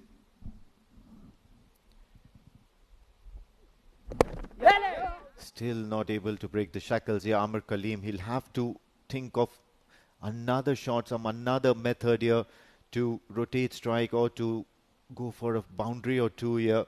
What are his options? I think an inside-out approach might be up for grabs. Catch it. Just like that, beats that fielder at point, but still going to be only a single, and that was a high risk opportunity there for Amir Kaleem. So he'll certainly be wary of that, because for a single you wouldn't want to go for those high risk options. It's not now that Amir Kaleem is feeling the pressure, because if he's feeling the pressure, the shot that will be coming out is the sweep. Cut well. Will require a lot of effort to stop it. And Zohaib Amanat does really well to keep it down to 2. There's 4 written all over it. And it would almost feel as if Jihan has been stolen of a couple. Yeah, well, he placed that ball really well, knew that the fielder was far away from his intended line of shot, so certainly couldn't have put it much better myself. He's been stolen off a couple of runs, but then he'll still be happy he's striking the ball well. Once again towards that area, that fielder, Zohaib Amanat, will be very, very busy. Zohaib Amanat, remember, in the second or third over, has dropped Amir Kaleem. At the moment, it is working as a blessing in disguise, because Amir Kaleem is not striking. But that could change very quickly. He's a very experienced cricketer. What a shot. Luck on offer, but working in favor of Amir Kaleem. He's just looking to tap it around for a single. And the reason I say what a shot is because the outside edge gets him extra runs. As many as 1 more than what he would have intended for. 9 overs done, 59 for the loss of 1.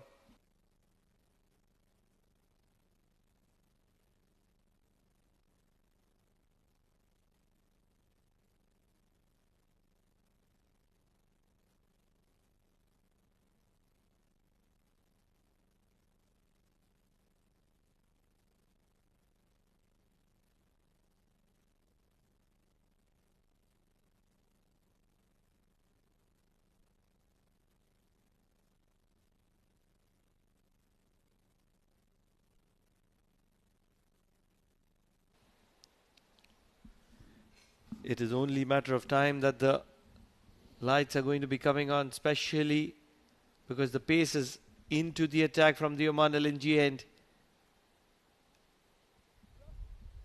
The tall, lanky Umair will have a decent role to play, because he's going to be swinging it away from the left-hander. He's a big in-swing bowler to the right-hander, and that turns into an outswinger. Would have loved to for him to have a probably second slip or a fly slip. He's pulled that one.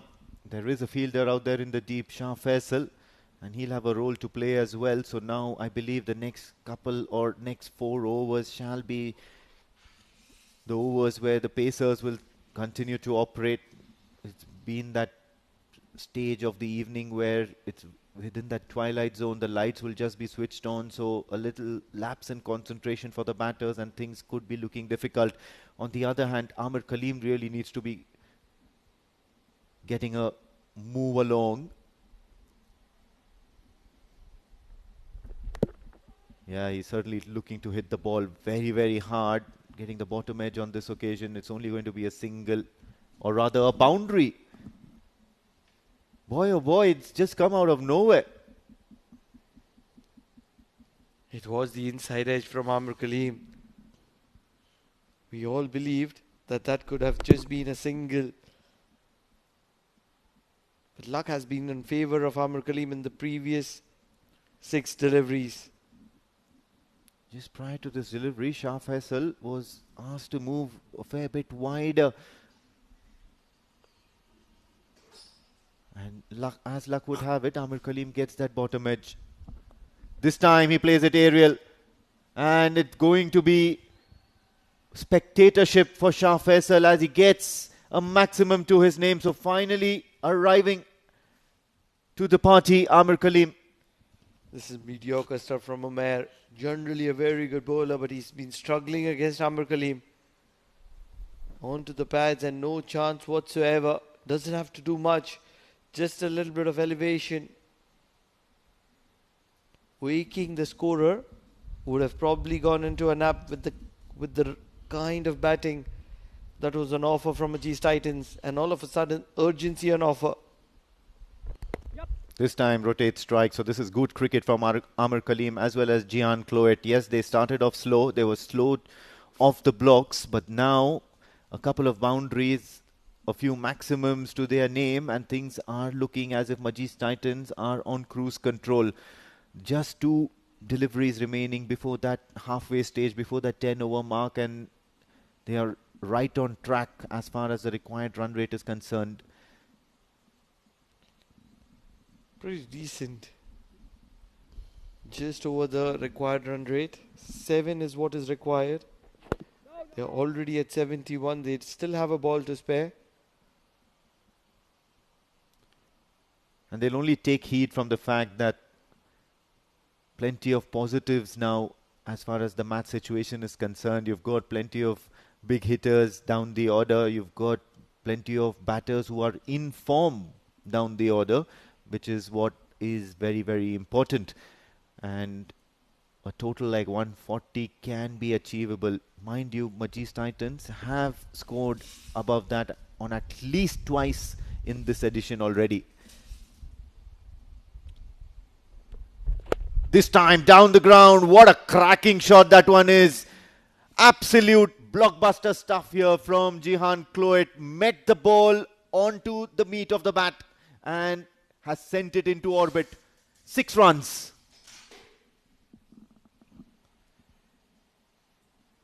What a way to end the 10th over of Umair Shakil by Gian Cloet, as the players are now going to be taking a breather. Pretty sure Majees Titans would not be interested because they've just gathered a little bit of momentum.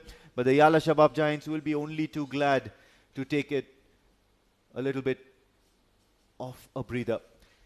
10 gone, 77 for 1.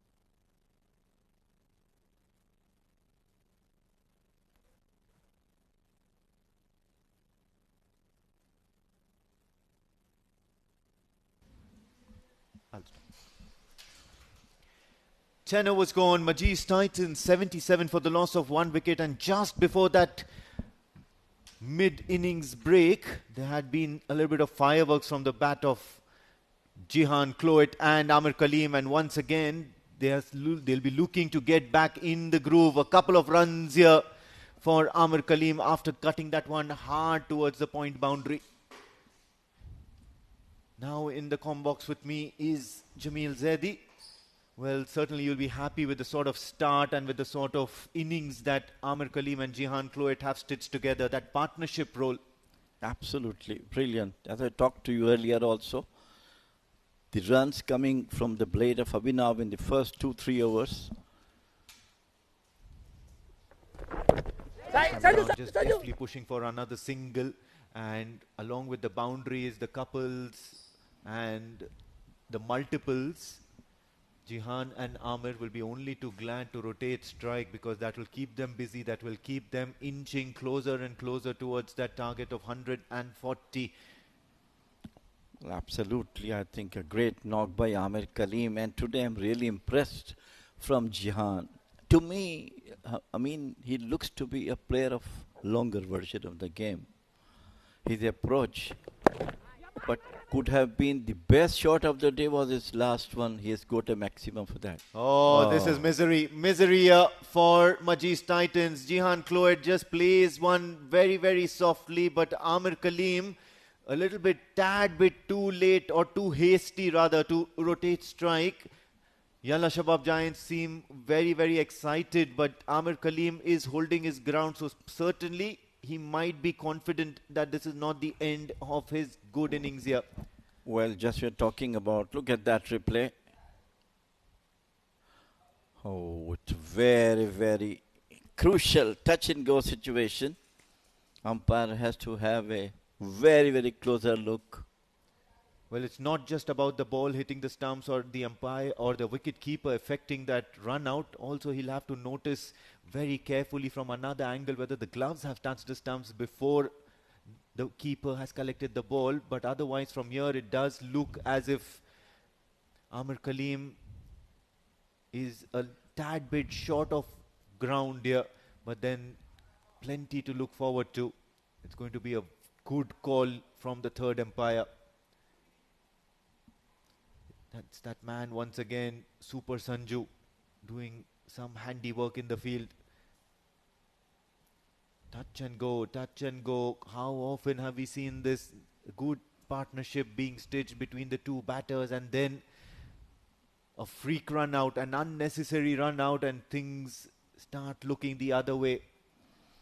That's the beauty of this game, you know. It changed the complexion in a while. In one or two deliveries, things goes this way or that way, as you correctly mentioned. And yes, it was a very, very lethal blow to Majees Titans at the time when Yala Shabab was looking for a breakthrough, and it has come to a very unwanted way. Yeah, Super Sanju once again in action. He'll always find some way or the other to find himself in the game and help the Yalla Shabab Giants perform one notch better than the opposition. So a very good innings by Amir Kaleem, safe and sound innings by Amir Kaleem comes to an end, and he'll have to head back into that dugout, hoping that the batters to come will make a difference and help Majees Titans clinch this. Have a look at that again. One arm throw by Super Sanju, and straight away targeting the stumps.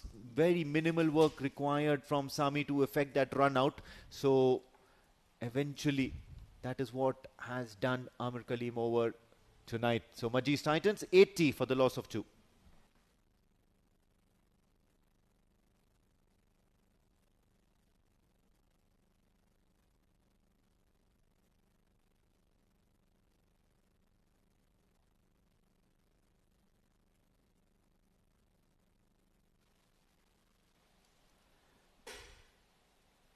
After that mid-innings break, all of a sudden things start in a anti-climatic mode here against the run of play for the Majees Titans.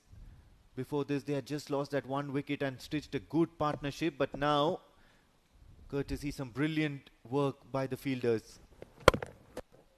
Out comes Ferisco Adams in the middle, and the two South Africans now will be looking to continue the good work that has happened in that first half. Well, I think they have to do that because the captain has shown his class, brought the game almost in the dugout of the Majees Titans, but now from here on, both these Majees, Frisco and Jihan, has to take the thing away. Yay! Onto the back foot, cut, but straight to the fielder. Some sensible batting is required at this stage of the game. And as from Yalla Shabab, they need to have another wicket to put the pressure on. Looks to cut once again. End of the 11th over, 81 for the loss of two Majees Titans.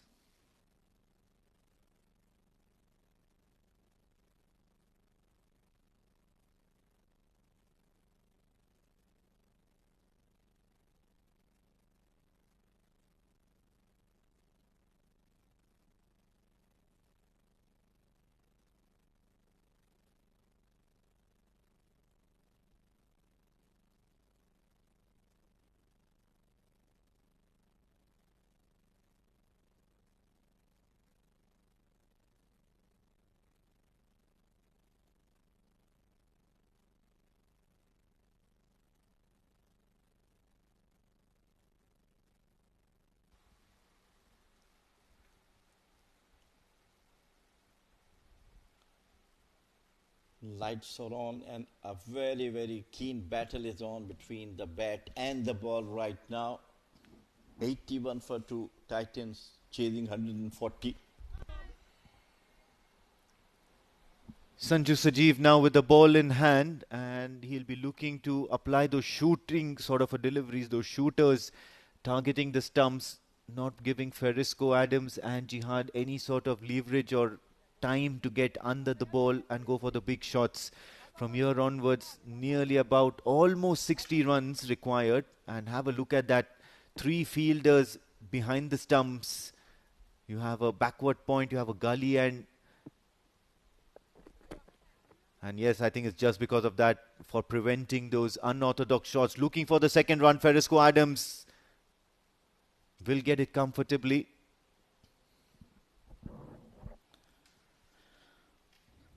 Jihan looks to be much, much better today. I mean, from last couple of matches, especially the last maximum hit that was of top class quality, just came down the wicket from the meat of the bat, standing over the long on boundary for the maximum. Beautiful shot. Absolutely, very important to note the intent of the batter here. Catch it. This time looks to cut, beats the fielder. Jay Odedra was taken by surprise because Ferisco Adams was certainly not looking to bowl or to hit that shot towards him. Eventually ending up with a couple of runs to his name. So now 4 runs of the first 3 deliveries. They will want to keep Majees Titans bogged down under 5 runs or under 6 runs every over. Cut once again. This time Jay Odedra up to task and preventing any sort of runs.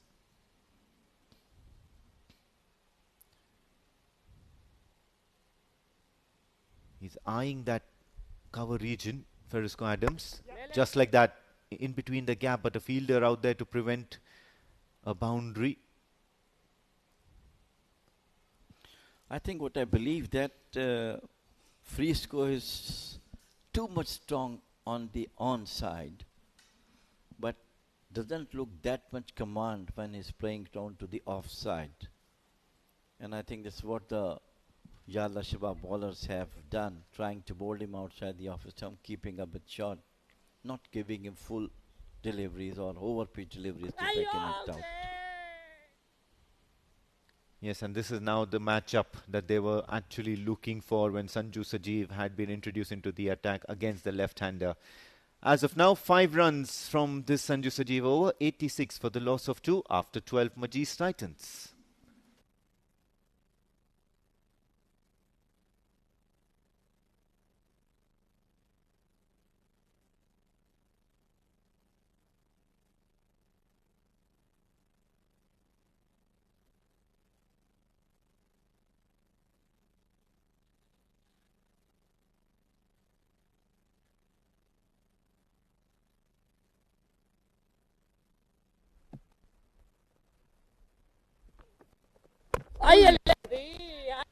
Played it back to the bowler. Sai Shiv Narayan gets another over because he managed to keep both the batters quiet in that first one. Ferisco Adams will love to take on Sai Shiv Narayan. Looks to cart, but misses it. All ends up. Well, I think they have quite experience. Jay Udedra, looking that he is not at all comfortable outside the off stump. And this time, this is allowed to appeal, but of course only from the wicket keeper. Good bowling from Sashif. He's not giving him room to the mid wicket or the square leg, just away from the. He's testing Ferisco Adams outside the off stump. He's played a few false shots until now, but then you know that he really packs a punch, so it's just a matter of time before he connects one and sends one sailing into orbit, and that's what the Yala Shabab Giants don't want. Bunts it down the ground only for a single. Jihan Cloet has a couple of balls to make a difference in this over. Well, I think it's the right thing. If you're not getting maximum or force, go for the singles. Don't play too many dot balls that give pressure to the batters themselves and of course those who are coming into bat in the next couple of overs. Reverse sweep, loud shout. Umpire not interested, possibly pitching outside leg. Or a whole lot of other reasons as well. Jihan Cloet now. And what an over this has been from Sai Shiv Narayan. Only a single run being taken. This is champion stuff from him. This time takes a little bit of an aerial route.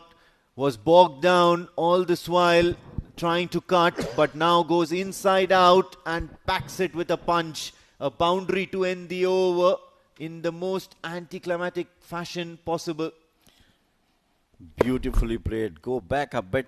Picks the gap over the extra cover. Brilliant stuff from Jihan. 91 for 2, 13 overs gone.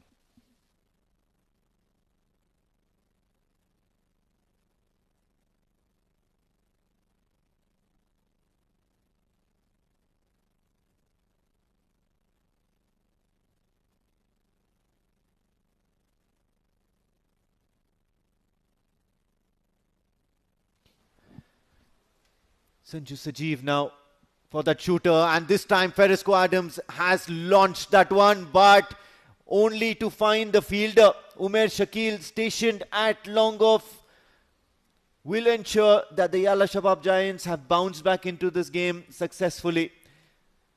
They'll be very happy to see the back of Ferisco Adams because he can be quite dangerous and turn the game on its head.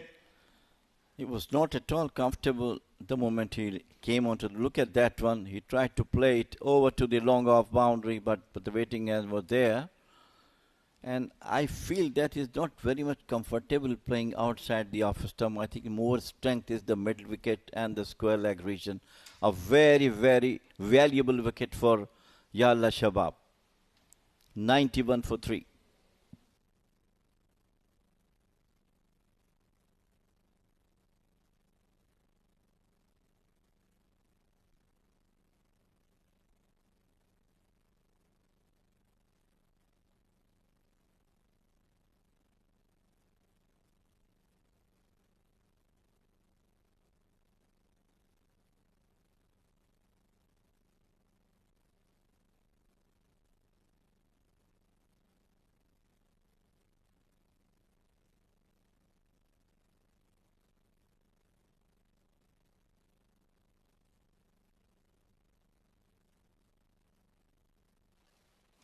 In walks left-hander Wasim Ali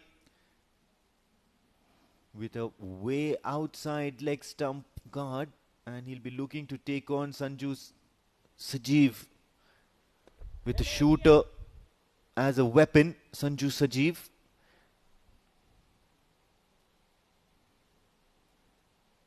will concede a single. Now Jihan Cloet has added responsibility. Now he's the batter who has been there and spent some time at the crease. So he'll want to finish this run chase off in his favour. Big shot. He's pulled that one. It's massive.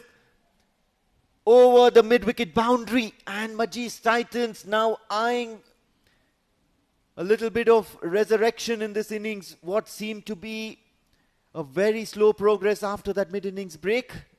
Jihan Cloet responding with a 6. What a shot. Just slightly short. Full blade of the bat. Full mid behind it. Over the mid-wicket boundary for the maximum. Today, it looks that, yes, he is one of the best players Majees Titans has inducted in their side. Couple of matches he was not among the runs, but today he seems to be in his own class.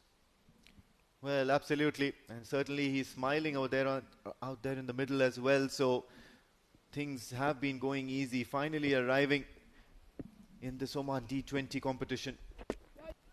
Works it away towards the onside, a single, and he wouldn't mind that to get off strike. He's probably done his bit for the over. Superb knock from him, Jihan, as everybody was expecting from his side that he's going to come up. And after a couple of failures, finally came up. Brilliant batting so far. With an experience for Simali on the other end. Will keep himself quiet as he knows that Jihan is now in the full cry, playing all his shots in his kitty. Yeah, sedate end to the over. 14 gone, 99 for the loss of 3 wickets, Majees Titans.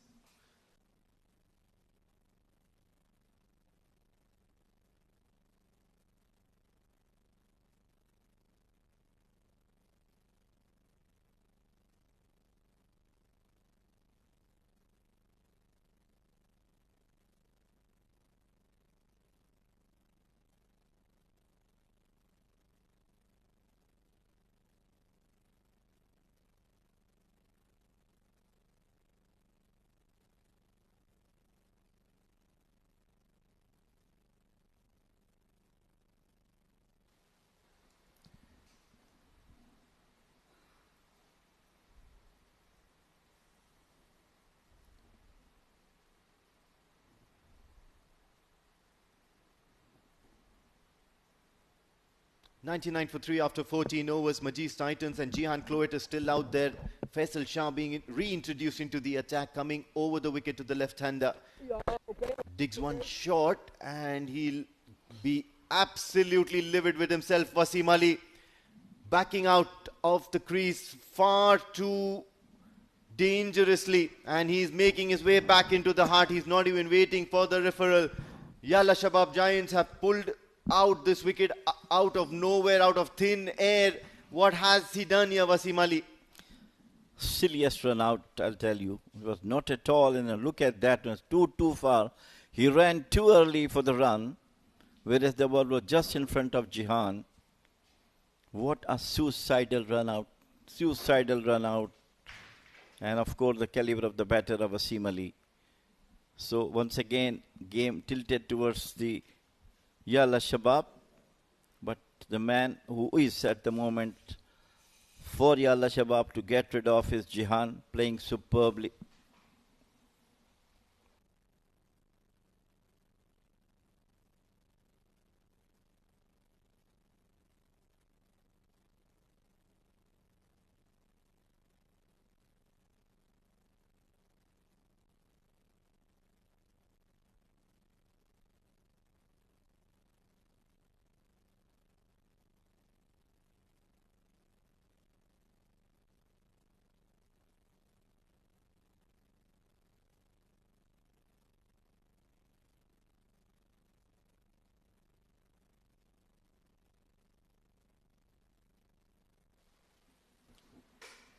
$99 for 3 at the stroke of the 14th over, and now $99 for 4 in just one delivery. This match is moving like a seesaw at the moment, tilting in favor of both the teams at every short interval. Faisal Shah now to Jihan Cloet. Keeps it outside the off stump, asking Jihan Cloet to cart, but he's missed it this time around. Vishwa Wijayaratne, a man in form, has now been making his way to the centre. And Wasim Ali, what a dismissal that was. What an untimely dismissal for Majees Titans. Totally disastrous one. He saw the ball, it didn't hit properly, just in front of Jihan, and he ran almost halfway to the wicket.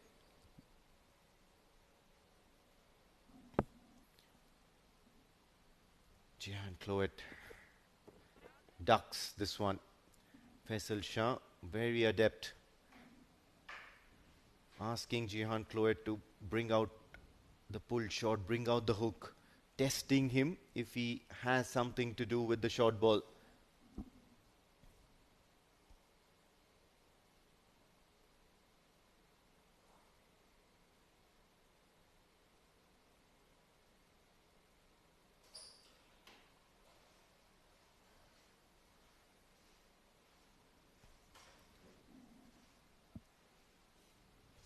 '99 for 4. Shah Faisal taking his time, setting the field. Jayodedra, they'll be wanting to keep Jihan Cloet quiet. Another good length delivery. This time bunts it towards square leg. Only a single, with the fielder patrolling the boundary ropes.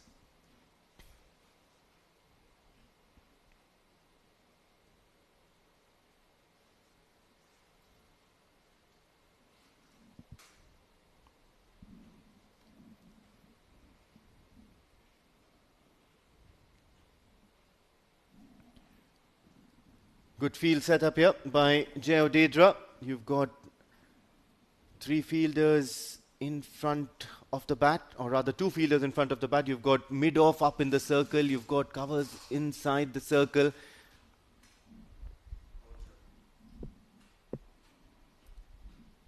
Does seem that he could be going for a bouncer, but the deep mid-wicket area is vacant. Tries to go full. Will look for the second run and will get it. Vishwa working with the field at the moment.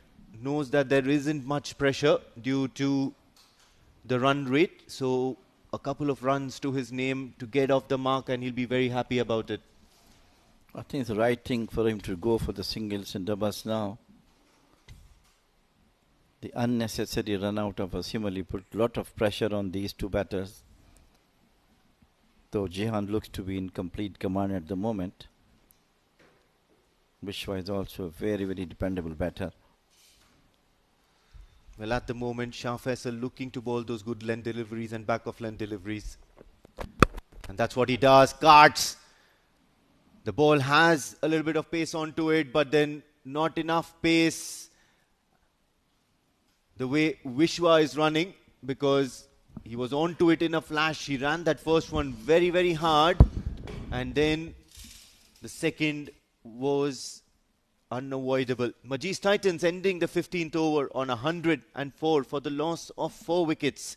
And with that, we'll also have change in voices as far as the commentary box is concerned.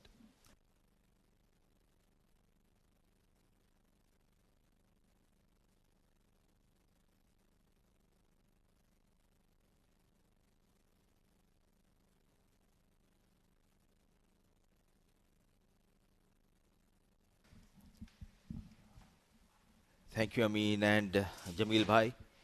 Yet again fighting back in this game. After posting 139, they're trying to defend the target. It's 104 for the loss of 4. Sanju has been superb. Catch has been put down. There was a chance at a non-striker, and everything is happening here. And joining me in the comm box for the last set of 5 overs of this game is Pranav Mehta. Good evening and welcome back, Pranav. Thank you, Mudiba. There's going to be action-packed drama. 2 sides that want to win, and want to win out of desperation. Oh, this is the big wicket. Big wicket. Can I make it even more bigger? Because Jihan, the set batter, is going to be walking back on 39. Super Sanju has got the better of him. What a tournament he is having. Super Sanju Sajeev. Yet again, he comes to the rescue for Yalla Shabab Giants with the ball. A quicker delivery angling into Gihan. Wanted to go big, misses the line completely. The champion side, yet again, finds a way to make a comeback into the game. Gihan, a grit knock of 39 of 33 balls, 104 for the loss of 5.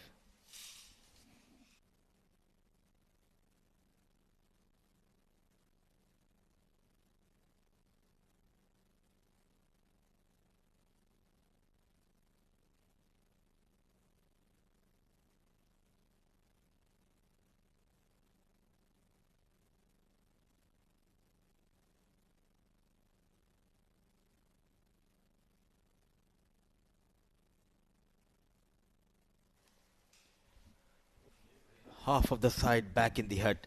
The hero from the previous game with the ball for Yalla Shabab Giants yet again delivering it at the right time into his third over. Very economical. Sanju Sajeev got couple of wickets, but the second wicket of Gihan can be a game changer. An impactful player, Sanju Sajeev, Pranav.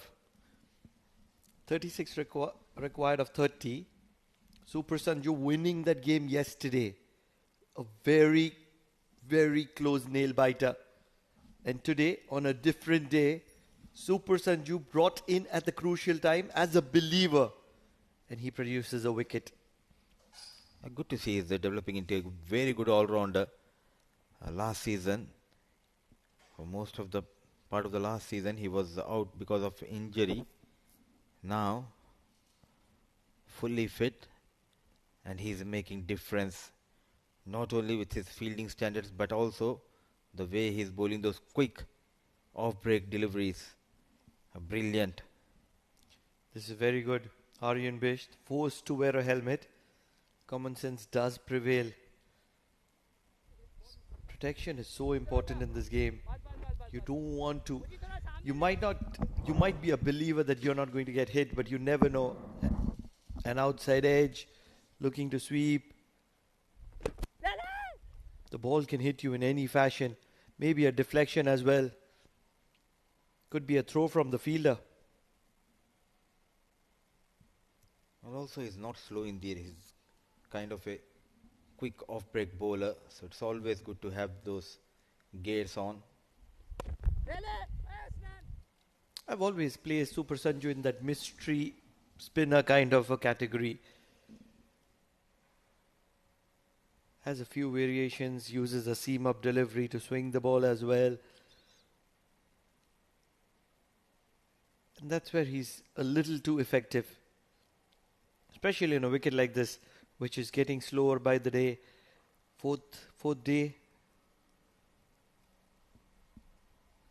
And the amount of cricket that has happened on this wicket, it's still too good to play on. Shows the quality and class of the groundsman. And the hard work as well.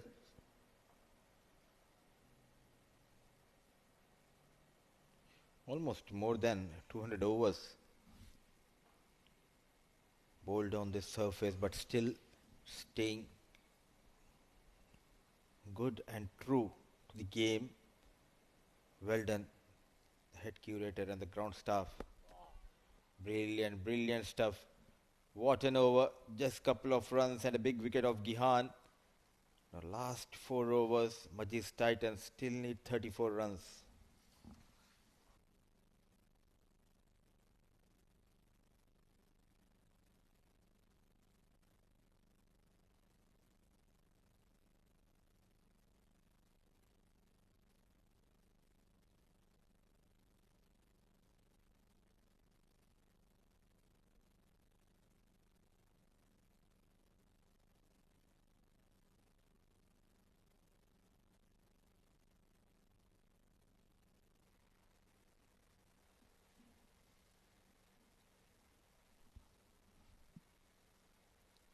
Just 2 runs from that over of Super Sanju. It's overcast. Lovely cloud cover. And entertainment below it.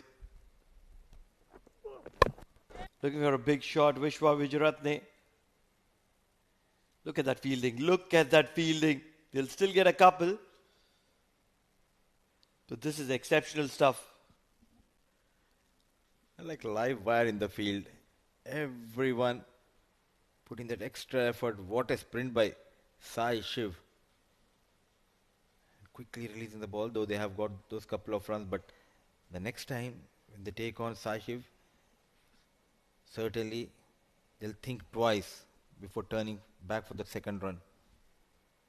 This is what you get with Yalla Shabab Giants. They're a very big believer of their skills. They believe that they can win a game from any point. Just 2 runs in that over of Super Sanju, and all of a sudden they're right on top of Majees Titans here. And that is why you can see that fear in the eyes of the opposition. Whether it's 120 or 130, it's not easy against Yalla Shabab. 32 required. Make it 31. And that is the reason it's always important to have the belief, yes, you can do it. And putting up a great show. This season, this team is being led by Jay Oded, rather off-break bowler. They don't have the service of Shakil Ahmed, so he started the proceedings with the ball. Need a partnership. Few quick runs from Aryan, Bisht and Vishwa. Big shot. This is traveling, and it's traveling for a maximum. Aryan Bish, we never fancied a chance for Aryan Bish against Faisal, and he's delivered just when the doctor required. He's delivered well. Slapped. In fact, what a hit. Surprised everyone. Trying to test tall Bisht. Back of length. He was ready for that. In control. And look at the balance and the transformation of weight on the back foot. The strong wrist helping Bisht a maximum. Now the 31 goes down to 25. What a hit, Pranav. He's worked really hard in the off-season. It does showcase. Last season, he was struggling to cross the circle. And this season, this is very good. Very, very good from Aryan Bish. Sensible cricket. Very calculative. It clearly shows he's a thinking cricketer. Young, but he has that maturity level to understand and read the game. Got a maximum. Sensible piece of batting. Rotating the strike. They have got 10 runs so far. Most importantly, didn't get carried away. That's the most important part. It's been an expensive over from Faisal. They need a wicket here. That's the only way they can pull Majees Titans back.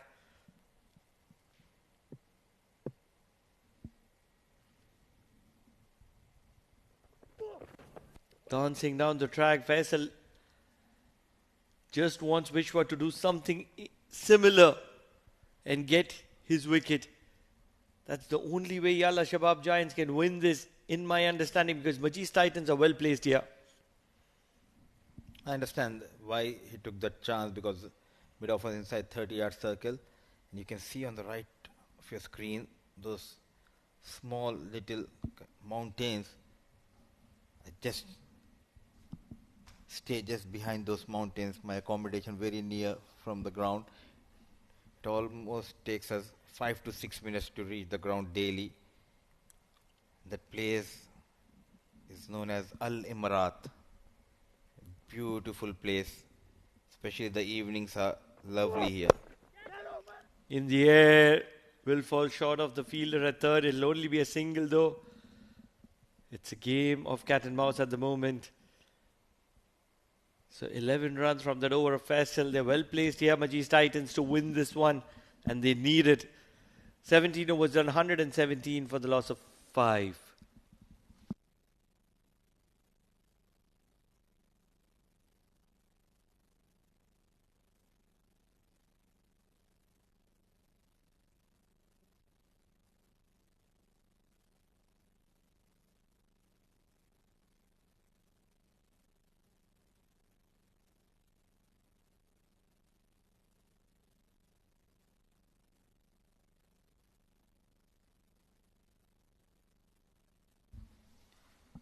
So 23 needed in the last 3 overs and few wickets for Yalla Shabab and Sanju will continue. Oi. Oh, there wasn't a chance. What an effort. Flying like a saucer. A full length dive in the air. Brilliant. That is why we rate him as one of the best fielders in Gulf region, not only here in Oman but also overall in Gulf.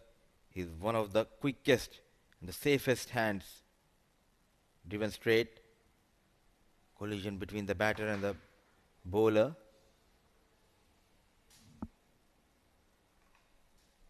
You always make sure to put that extra effort, and that is the reason that vibes has been passed on to his other teammates. And correct me if I'm wrong, this is the most important over for both these sides because Super Sanju can be very destructive.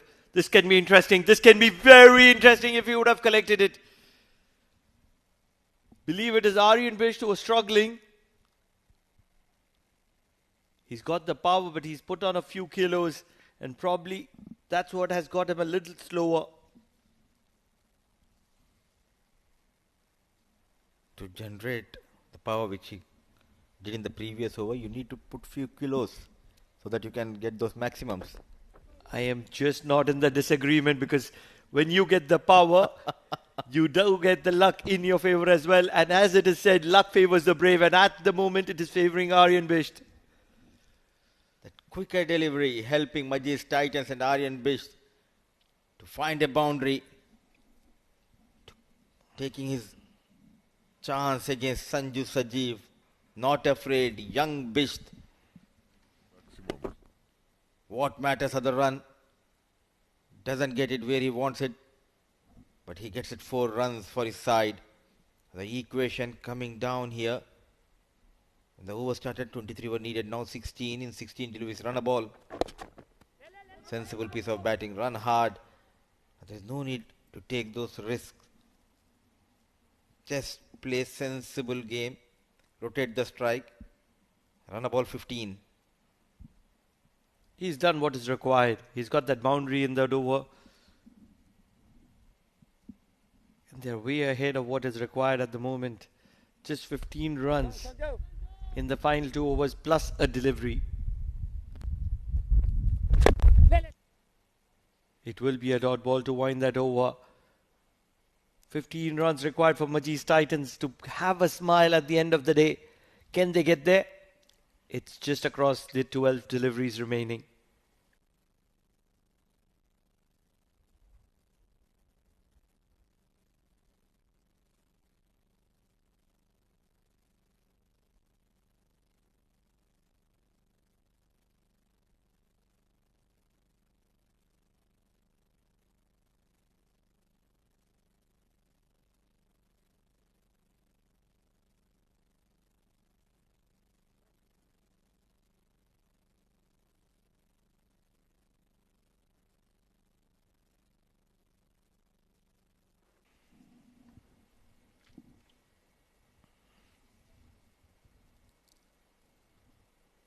Three overs, 26 runs, and they're sticking to Faisal Shah. He's one of the premium bowlers of Yalla Shabab Giants, and that's where they have a lot of faith and trust in the capabilities of Faisal. Faisal Shah charging in. Outside edge, and this is going to be more luck for Aryan Bish. Believe it or not, Rishabh Gupta, take a bow. What a piece of fielding. They were always expecting the boundary and hence they never went for the couple as well. So this is a big victory on this delivery for Yalla Shabab Giants. This could very well have been 4 runs. 11 superheroes out there saving those runs. Young Rishabh putting that full length dive. They were electrifying in the field. What a save. On top of that, they were able to get just 1 run Pranav. Poor running between the wickets. Wonder what happened in the last 3 or 4 months. The last time I saw these young guns, they were all kids. And across these 3-4 months, Rishabh Gupta, Aryan Bish, Soumya Sampat, And I can keep going. They all transformed into adults. Faisal Shah. Shot pulled. Brilliant piece of fielding. Once again, this could very well have gone closer to the boundary. Sai Shiv on this occasion. The hope of desperation from Yalla Shabab Giants. I've never seen a better team putting their body on the line. Oh my goodness, I'm loving this. Brilliant. Sai Shiv Narayan certainly saving 3 runs for his side. The previous delivery, Rishabh saved 3. So total, they saved 6 runs in just couple of deliveries, Pranav. That will make a big, huge difference in this game. Still 13 needed. The senior statesman Zikriya, Captain J. Odedra, Shah Faisal having an intense talk, trying to make those final adjustments before this delivery. Fine leg comes inside the circle. Square leg is also going to be coming inside the circle. A very different kind of a plan. Fine leg goes back. Guess it's going to be the bouncer. Mid-wicket inside the circle. Almost feels like this is going to be a double bluff because deep point, deep gully. Oh, this is a very weird field. Long off is behind. I just don't have any words. I no clue where the ball is going to be. Full toss. They're looking for the no ball. Empire suggests it wasn't high enough. Even I felt it wasn't high enough. What's your opinion? Let me have a look at the replay because I just caught off guard. I was just looking at the field when you're describing the field setup. Even me, I was stuck with the field. Very interesting field. No clue whatsoever. It's a tall guy. Touch and go. Touch and go. Touch and go. But a very interesting field. No idea whatsoever what he's planning for. Shot. It's impacted him on his helmet. Rishabh will keep it down to a single. Physio will probably be rushing in. Has he broken his helmet?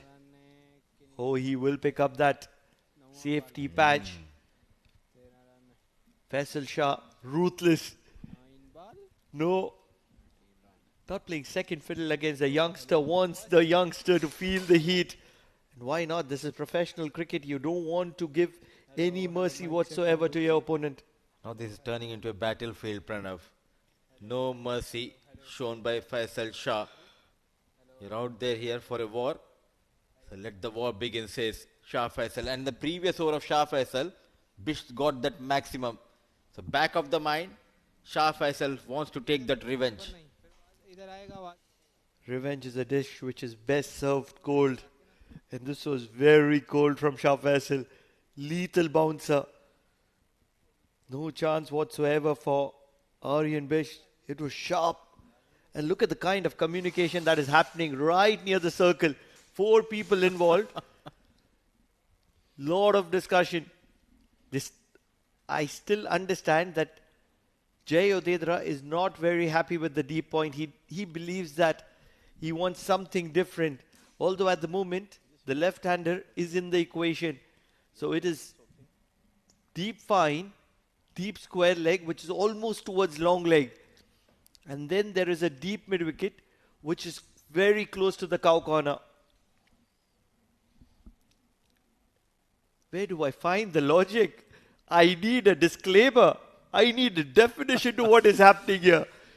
Playing cricket for so many years, they need to get a fielder inside. They've got one. Yes, took a lot of time, but now it looks like a regulation field.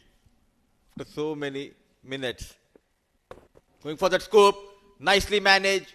1 bounce, 4 runs, a much needed maximum. The equation from 12, it comes down to 8. Very, very interesting. Very courageous. Vishwa Vijayaratne. It's a tense dugout. If you get visuals of the dugout, they will be showing the heat that is being faced. But Vishwa Vijayaratne, incredibly courageous. To the pace of Faisal Shah.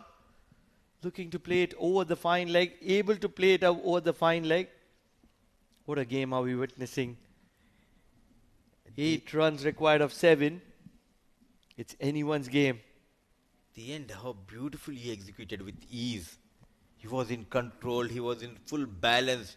That is the reason that there was a proper connection between bat and ball. Now, the final delivery of this over, still 8 needed.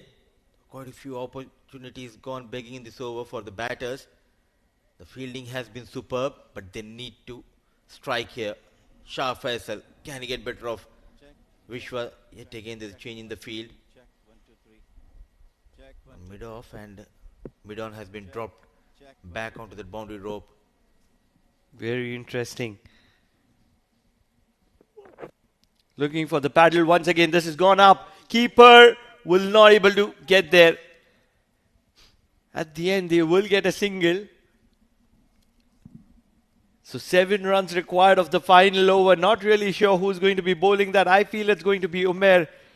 But whoever it is, stay tuned because on the other side of the break, it is going to be a live last over.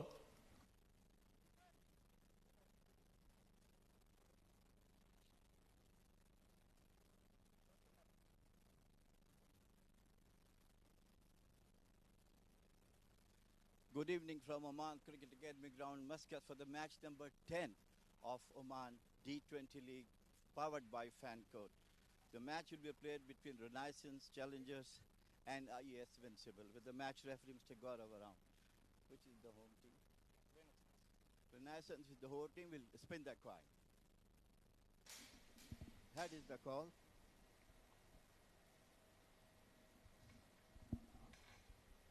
Mehran won the toss. What you are going to do? We are going to bat first. Bat first. There should be some target you feel you like to give to your opponent to chase that. Yeah, as like we played 3 matches and we are chasing like 180, 190 targets. So we are also thinking about 170, at least 170 targets to give. Any changes in the team? Yeah, there's 2 changes. Amin and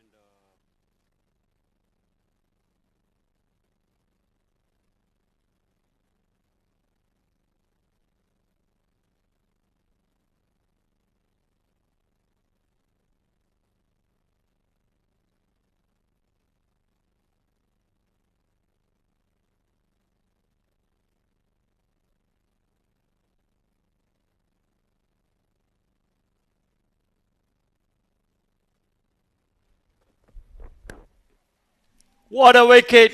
Umair is known for picking up wickets at the crucial time. It cannot be more crucial than when he has picked up a wicket.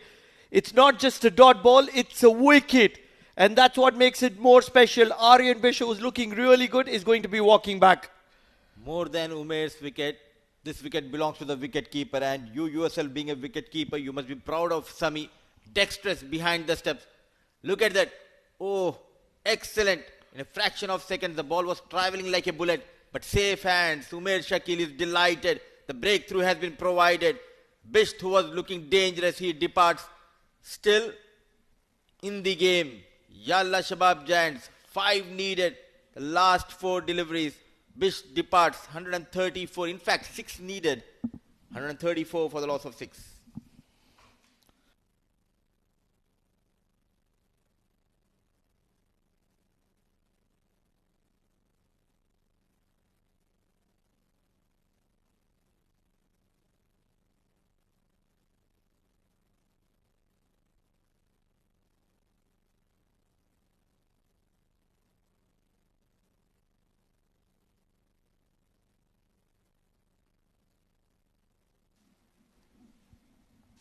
There's something about Majees Titans and left. They keep coming.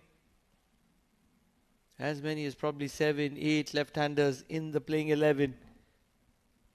And that's a love affair. That's a love story that we want to talk about on another day, because at the moment we have a high pressure, high intensity game on our hand. 6 of 4.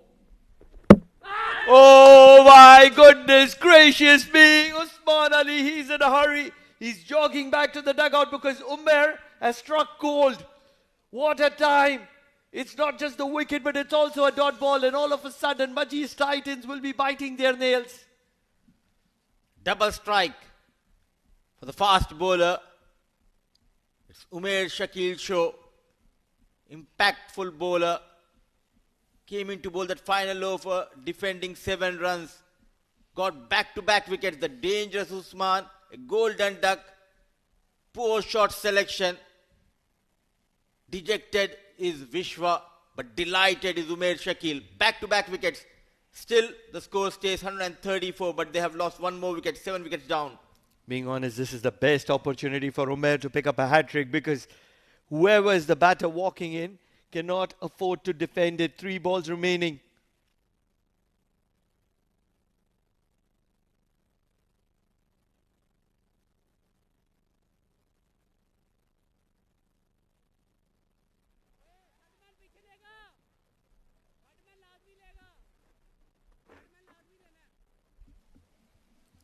The man who impressed one and all with his bowling is going to be having the bat in hand. Hemal Tandale, he bowled brilliantly earlier today. But now he has to get the job done with the bat in hand. 6 to get 3 deliveries in hand. And most importantly, Umair is on a hat-trick.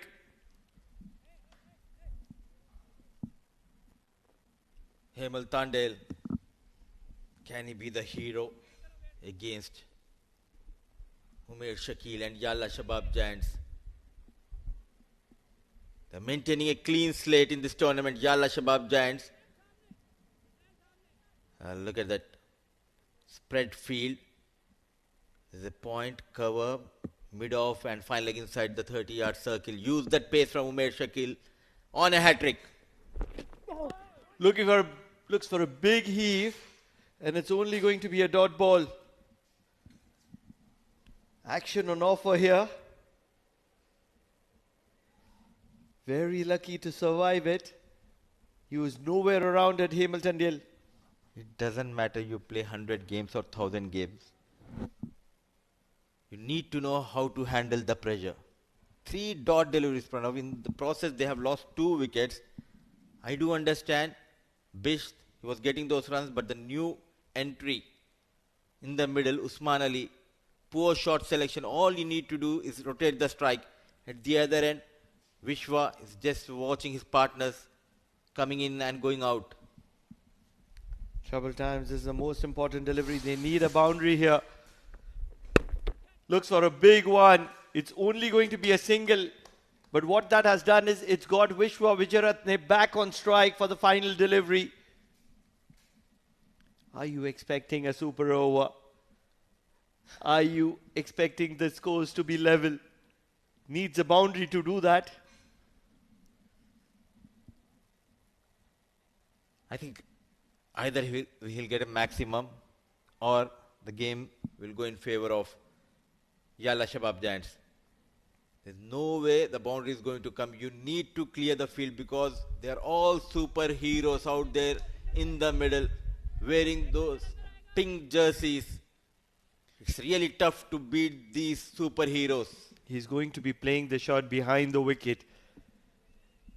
With the way he played against Faisal Shah, this is what he's going to be doing. It has to be a paddle. And they realize it. Faisal Shah is going back. This is a good decision. This can be a match-changing decision. They don't know which player to bring in. Faisal Shah is coming back into the circles. Everything is happening. They're not very sure on what needs to happen here. Probably they are short of the players. Faisal Shah is going back again. Coming back in again. They're not sure. Fine leg comes. Square leg comes inside. So many field changes in a delivery. So much thought process before this final delivery. Vishwa, can you be the superhero, the left-hand batter? Not happy. The way the things are going here, they are taking their own time. They still have only 3 fielders inside the circle. They're looking for the 4th fielder. Finally, mid-off comes inside the circle.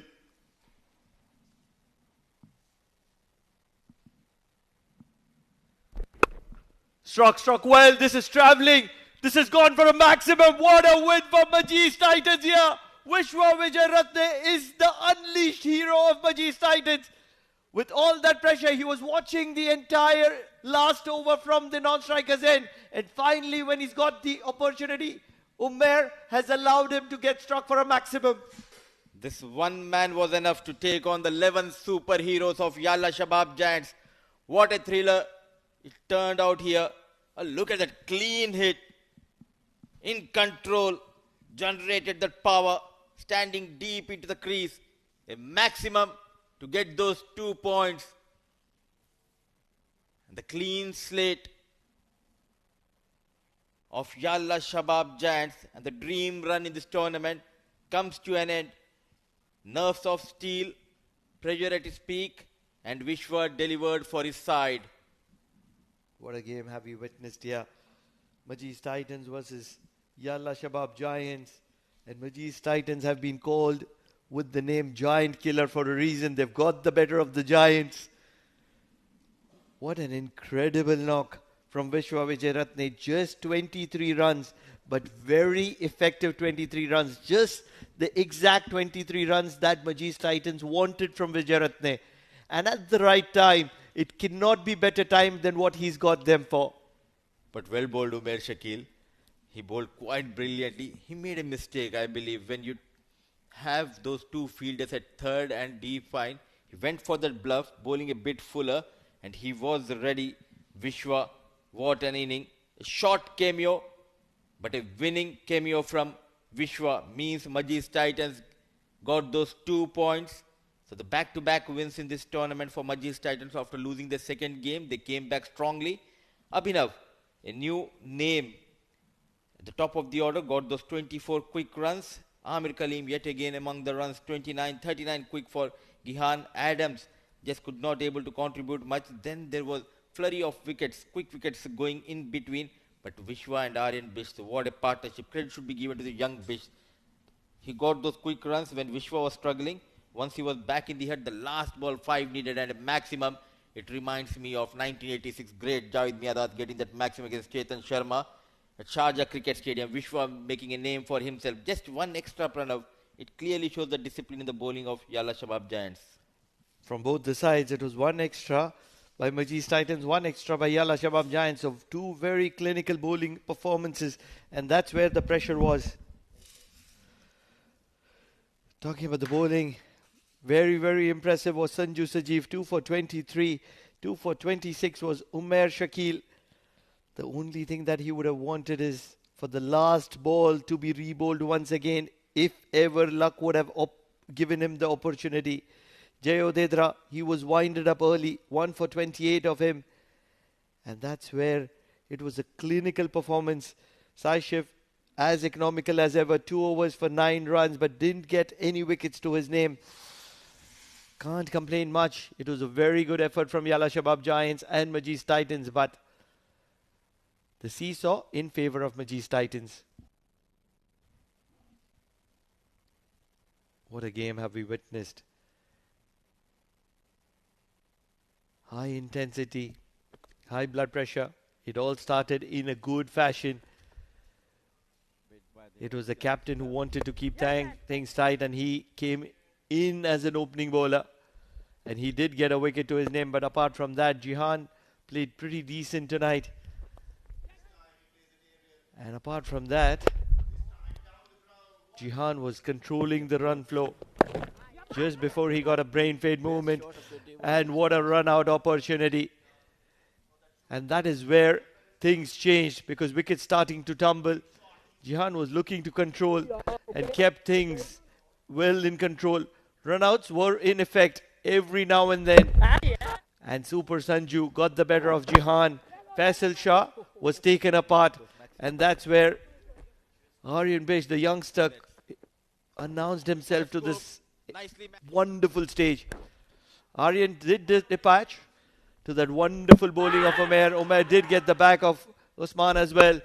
But then towards the end, that shot from Vishwa Vijayaratne is going to be the shot that is going to be spoken about for at least the next 2 days, if not more. What a wonderful match have we witnessed. It has been an incredible match. The summary might not do justice to it, because Yalla Shabab Giants who opted to bat first, got to 139. Yes, they were reduced. Probably at one stage they were looking for 160, 170 probably. But Wasim Ali, that 3 wickets in an over, changed the game. Amr Khalil as tidy as ever. Super Sanju was in the mix of things. And in the chase, it was Majees Titans who got there on the final delivery with the maximum. Jihan Clote did get 39 of 33. He was looking decent. The batting scorecard might not show the name, but it was Vishwa Vijayaratne who made the difference with that maximum on the final delivery. Majees Titans certainly have won this game by 3 wickets, and it's a big win for Majees Titans here. We will take a short break in the combox, and on the other side, it's going to be the all-important presentation with Jammy Boy.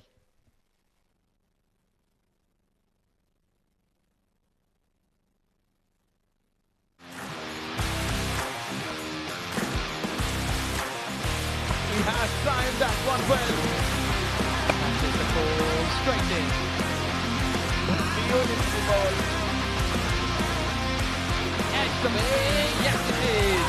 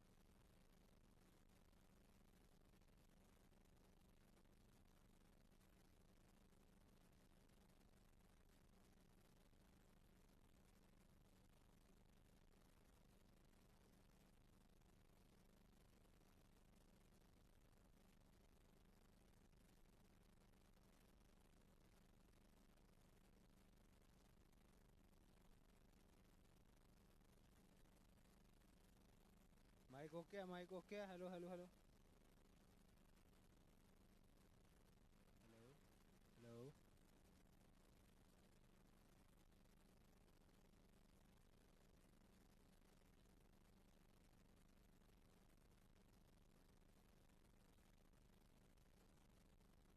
Check, check, check, check, check, check, check.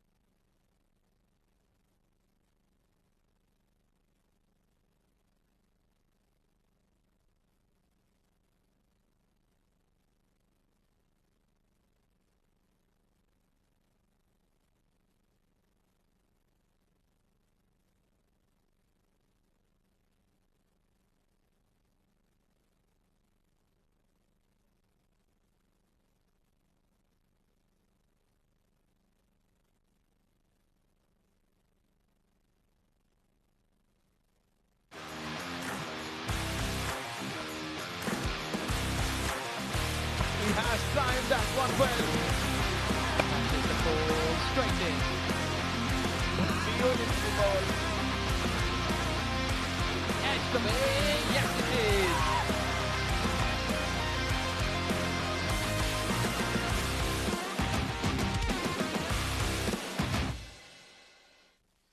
Time for the post-match presentation from Oman Cricket Academy ground, Muscat, for the match number 9 of Oman D20, powered by Fan Code. What an exciting match we have today. A day before, another excitement today. It was Majees Titans who won the match on the last ball of the day. First, Yalla Shabab scored 139 runs for the loss of 7 wickets, and it was easily chased by Majees Titans 141 for 7.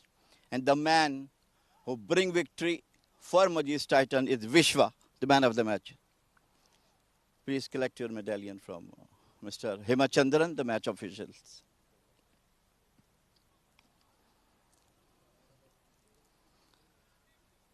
Hema, Vishwa, congratulations for being the man of the match. What was in your mind? One ball, 6 runs to scored. Because it was a very tough game. So that time we had the 3 balls and we left 2 wickets. And we have to score like within 2 balls, 6 runs. For I knew that he changed the field because he took the score leg up. So I knew it's in my zone. I'm waiting for that one and I go for that. Well, I think he bowled a slower one rather than bowling a Yorker one. You must be anticipating that it will be a slower one or over pitch. No, because he didn't bowl that 4 ball didn't bowl any slow ball. I knew his ball quick one also. That's why I'm waiting for that one for take it. Congratulations being man of the match. Thank you very much. Good luck for the next match. Thank you. Thank you. So this is all from the post-match presentation.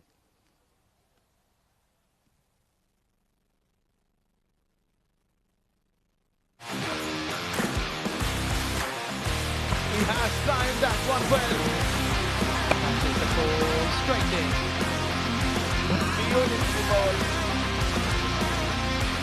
Edge the way. Yes, it is.